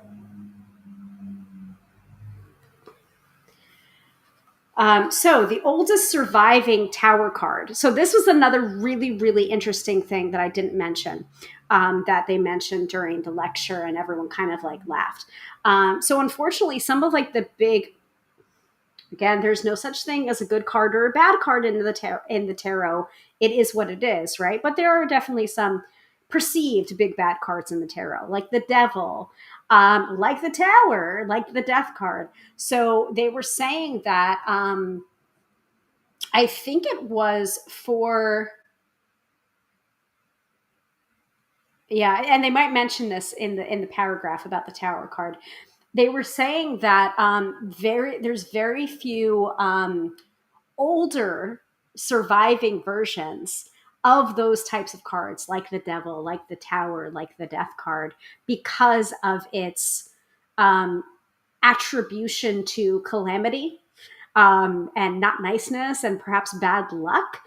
So they might have been either deliberately or accidentally destroyed because of what they represented. So knowing that, yeah, such different images for the tower. So the earliest one that they have is from 1460, okay, and from 1760. So that's like kind of sad, but I can understand why. So the oldest surviving tower card depicts a large building that has just been struck by lightning. Known by many names in Renaissance sources, the tower card typically represented divine wrath. Although often portrayed in a negative light, the tower's symbolism of political insurgency has inspired many contemporary tarot artists to engage with the concepts of rebirth and rebellion. The Next World Tarot, for example, renames the card Revolution, depicting protest as one method of restructuring old systems of power.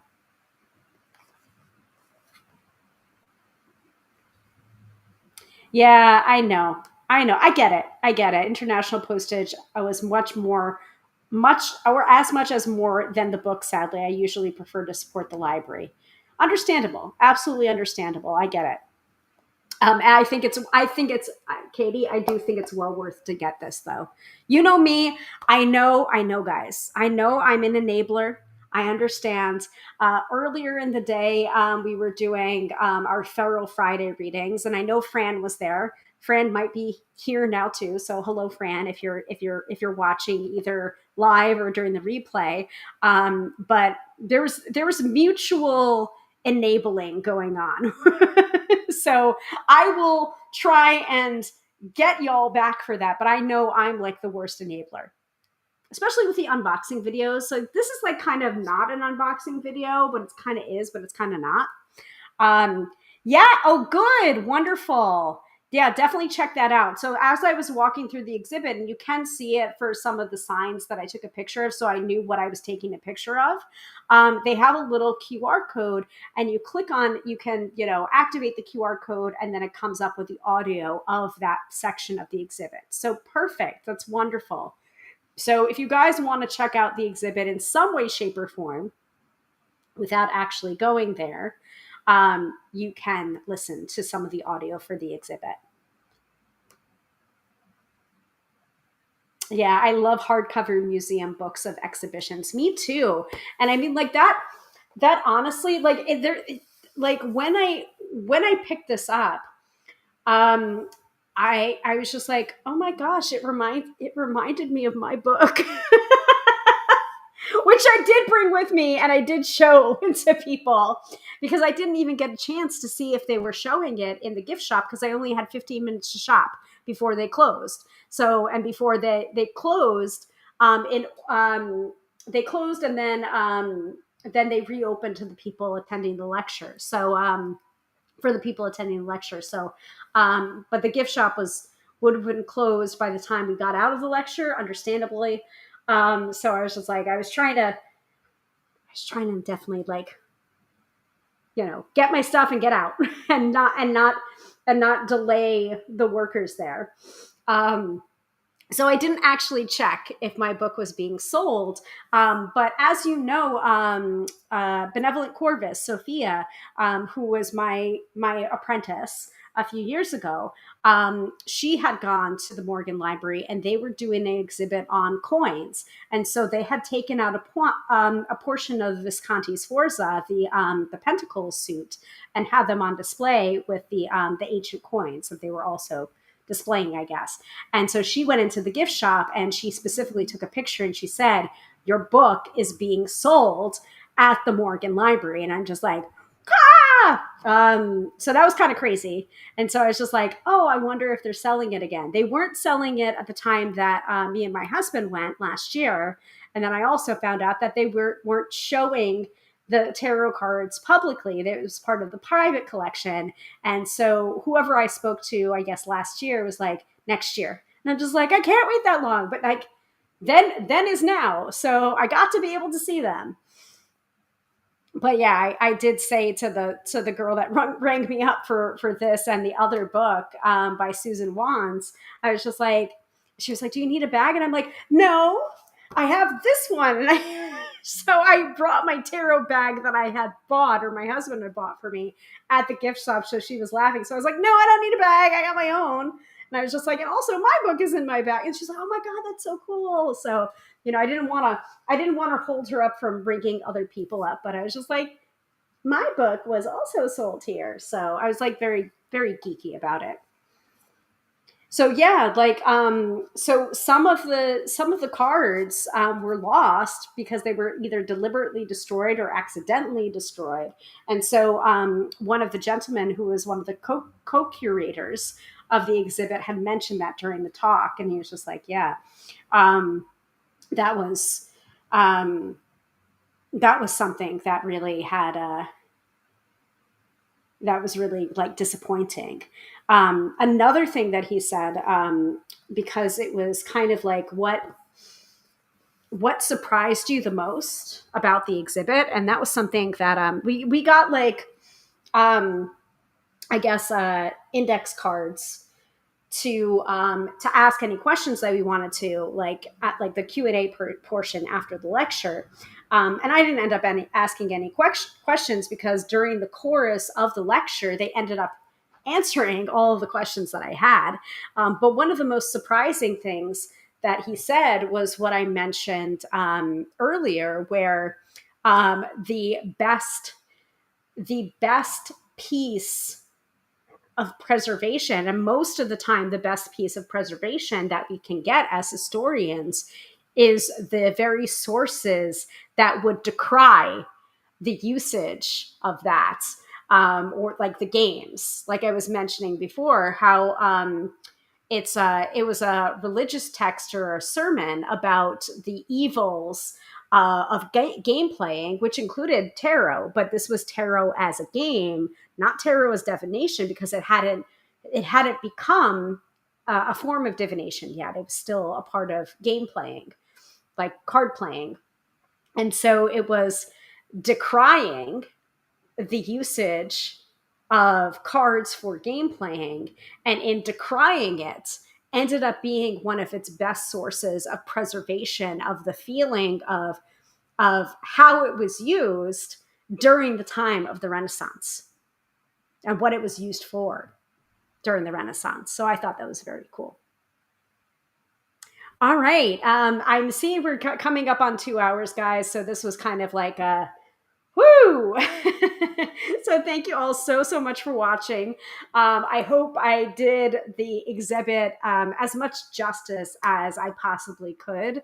I'm definitely going to go back so that I can give the modern section of it and the gift shop a little bit more than the short shrift, and possibly other sections of the museum as well. That was only one portion of the Morgan Library and Museum. There's so much more, and I've actually visited it before, and saw a bunch of really cool things. I didn't take half as many pictures as my husband did the first time we went.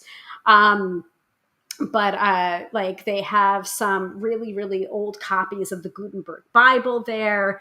Like they have an entire like library with bookshelves and several levels and like ladders and like I think I saw copies of, oh gosh, I can't remember what I geeked out about. I think it might have been like a first edition of Great Expectations, possibly. Like there's quite a bit at that particular museum. And also, if you happen to be in the New York City area and you happen to be there on a Friday, I believe there is free Fridays at the Morgan Library. So you might want to keep that in mind. You could also make a day of it because they have a very nice cafe as well. So you can get everything you need. And it's only about a 10-minute walk from Grand Central Station or Grand Central Terminal. So 225 Madison Avenue. So any questions, any last questions before we move into the weekend forecast? Let me know. And I will also ask, what do you guys want for the weekend forecast? Because I was going to look at, like, for some reason, I was being drawn to the moonology. I don't know why, especially with, Mercury being in Gatorade and everything. The new moon also was in Cancer recently. So, like, everyone was into fifis. It was a lot. So I was going to look up, like, why was everyone in their fifis, but I kind of don't need to look it up because like I know new moon in Cancer, everyone's like very sensitive. So, but that was last week, if I'm remembering correctly. Let me look. I think that might have been earlier this week on like Tuesday. Hold on. No, that was a Leo moon. Yeah, no, I was right. Tuesday, new moon in Cancer.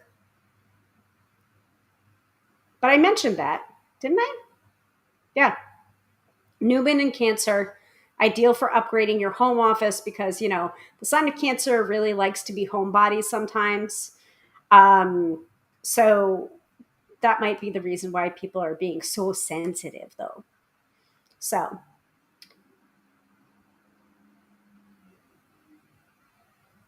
yes, Katie. And let me know.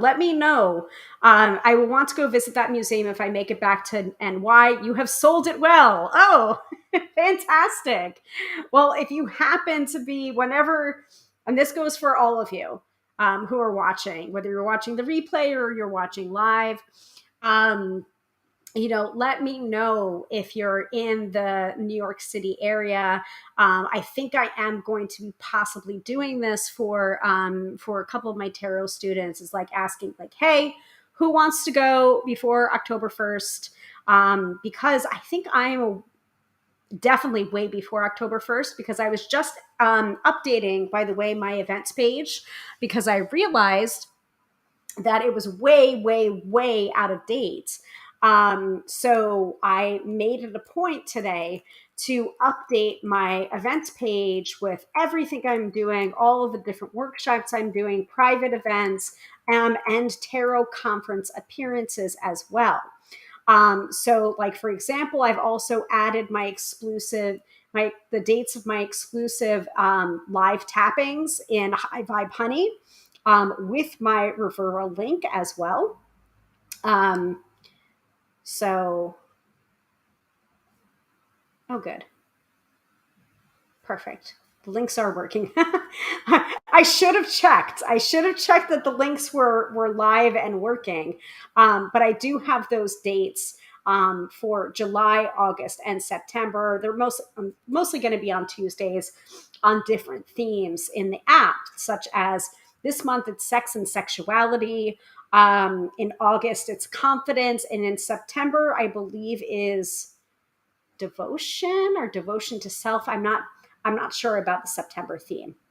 And then in October, I'm actually going to be away, I believe the first weekend in October, presenting at StarCon 6 in West Palm Beach, Florida.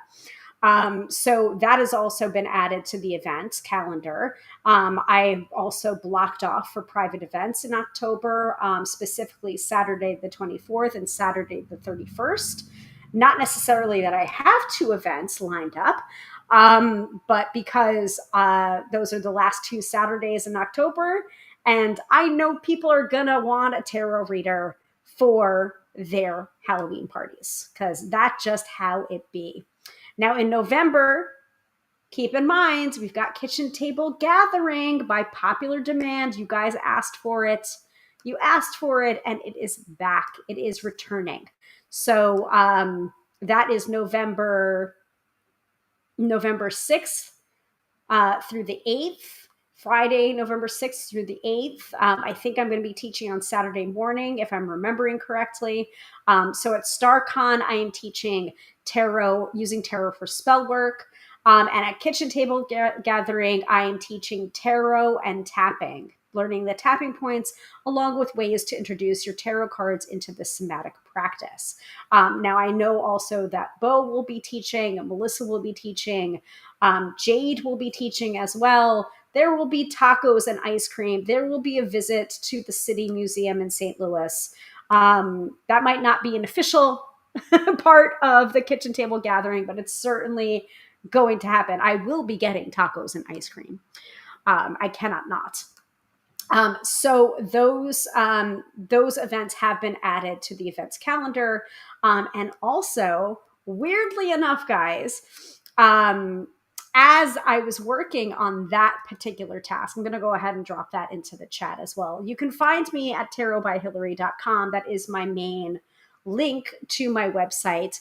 But you can also click on tarotbyhilary.com and go to events, either on the top navigation or by using the direct link. And you can see all of that. So if you'd like to book me for your event, that is where you can find more information.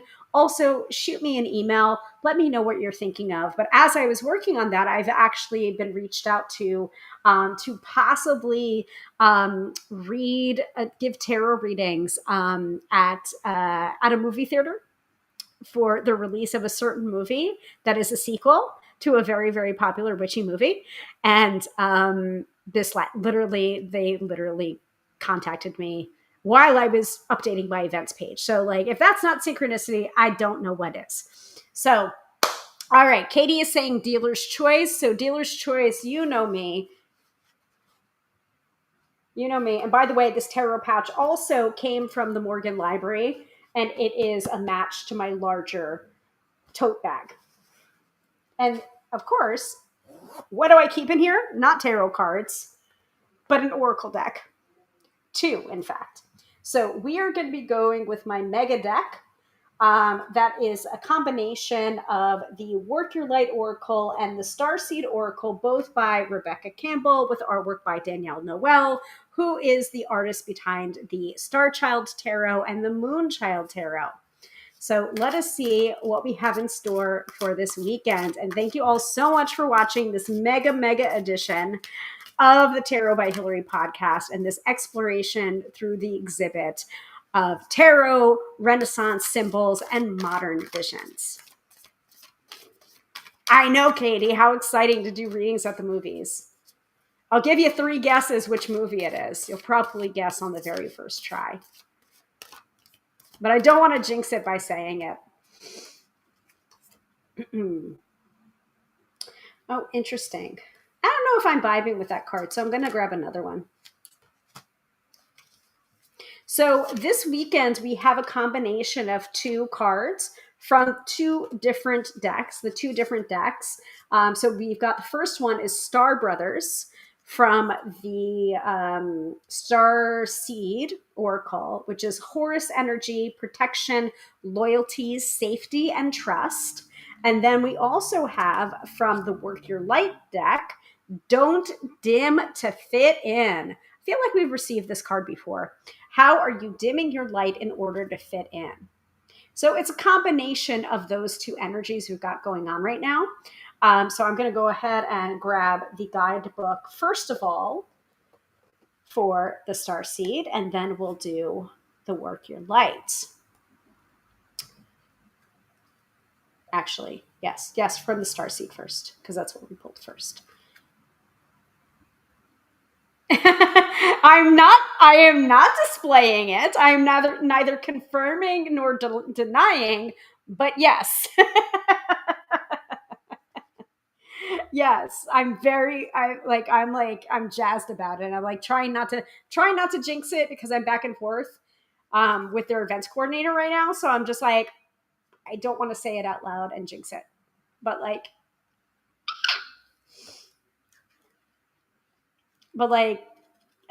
okay, when the first movie came out, the Hilary then,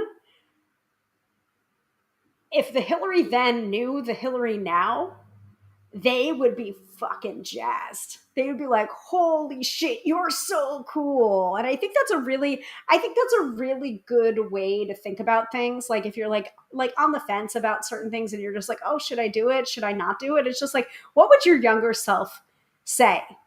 And it's just like, would that be really, really cool to your younger self? And also like, and it harm none, do what you will. Which, based on what Katie's saying in the chat is very appropriate. All right, Star Brothers. I digress, as usual. Yeah, and there's like a coven trip in the works to go see this movie, and now I'm gonna have to be like, you guys, if we're gonna do it, I might be doing readings, but come see it here. All right, so Star Brothers, Horus energy, protection, loyalty, safety, and trust. Oh, maybe I should put the weekend forecast crawler on there. Okay, good. You're more protected than you can imagine. It's safe to open the back of your heart. You're being called to be open to receiving a new level of support now from those in your life and from the benevolent beings you're connected with. Through ancestral patterning, current life traumas, and past life karmic impressions, many of us have become mistrustful and suspicious of loyalty and have blocks when it comes to receiving support.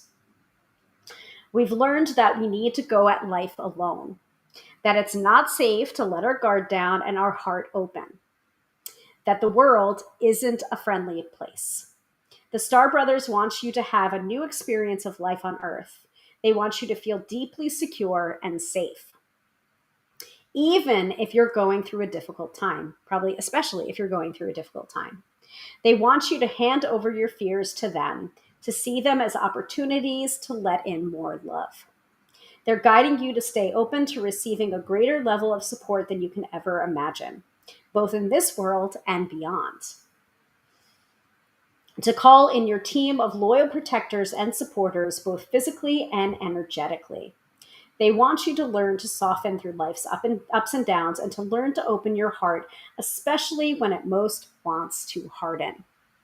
How can you open yourself up to receiving more support?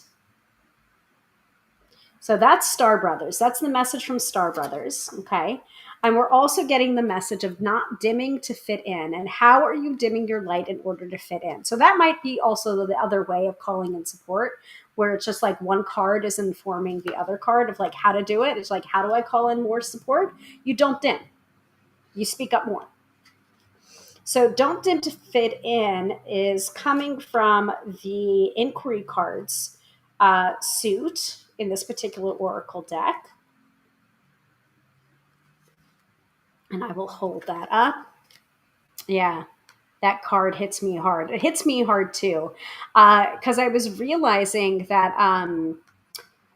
what was it, on Wednesday morning. So this all came about on Monday, and actually my mom's friend, who's like now my friend, had an extra ticket to go to this event, and we got together on Monday, and then she was telling me about it, and she was telling me it's for Wednesday. And I was just like, yes, yes, absolutely. I made sure that we had each other's phone numbers, and it's just like, okay, we'll be in touch. And then I didn't hear from her on Tuesday. And then on Tuesday, I was just like, don't get your hopes up. Maybe it'll fall through. Da, da, da. And then on Wednesday, I was communicating back and forth with her, but I didn't start the communication because I didn't want to, like, I was afraid, honestly, like this is going to be very vulnerable. Um, I realized that um, I have a tendency to like let people off the hook and like not get excited about things because I'm afraid it's going to fall through and I'm afraid it's not going to happen. And that is that's a defense mechanism, guys. That's a form of protection. If you can't get excited about something, then you're creating a sense of safety. So when it doesn't happen, you're not disappointed. So like bringing up the microphone, and yeah. So that Star Brothers card is kind of hitting hard, and I'm pretty sure this one's going to be hitting hard too. So don't dim to fit in. How are you dimming your light in order to fit in? Because that's kind of like a side of the same coin. Yeah, sorry, Katie. Both those cards are getting personal. Yeah, and it's also coming for me too, which I know y'all love. So that's the other side of the same coin. It's just like, don't get too excited, don't get too passionate, stay cool. Don't show how excited you are. Dim, dim, dim, dim. Because then, if you're dim, then you can't show that you're disappointed, right? Don't dim your light to accommodate someone else's smallness. We are all born to shine big and bright. The universe is expanding, and you are part of the universe, so expanding is part of your nature. If someone makes you want to retract, notice and slowly back away. They are not for you, and you are not for them. Better yet, find it within yourself to expand and shine your light anyway. Flowers don't open and close according to who is walking by. They open and show their beauty regardless. If others don't want to be around you or you make them uncomfortable, it is because you are shining light on the fact that they are dimming to fit in. By choosing to shine bright, you may just inspire them to turn on their light too, or not. Keep your light on anyway. All relationships are essentially an energetic agreement. The moment one person decides to start rising up and allowing their light to shine, it changes the energetic agreement and can create some waves. That's completely normal.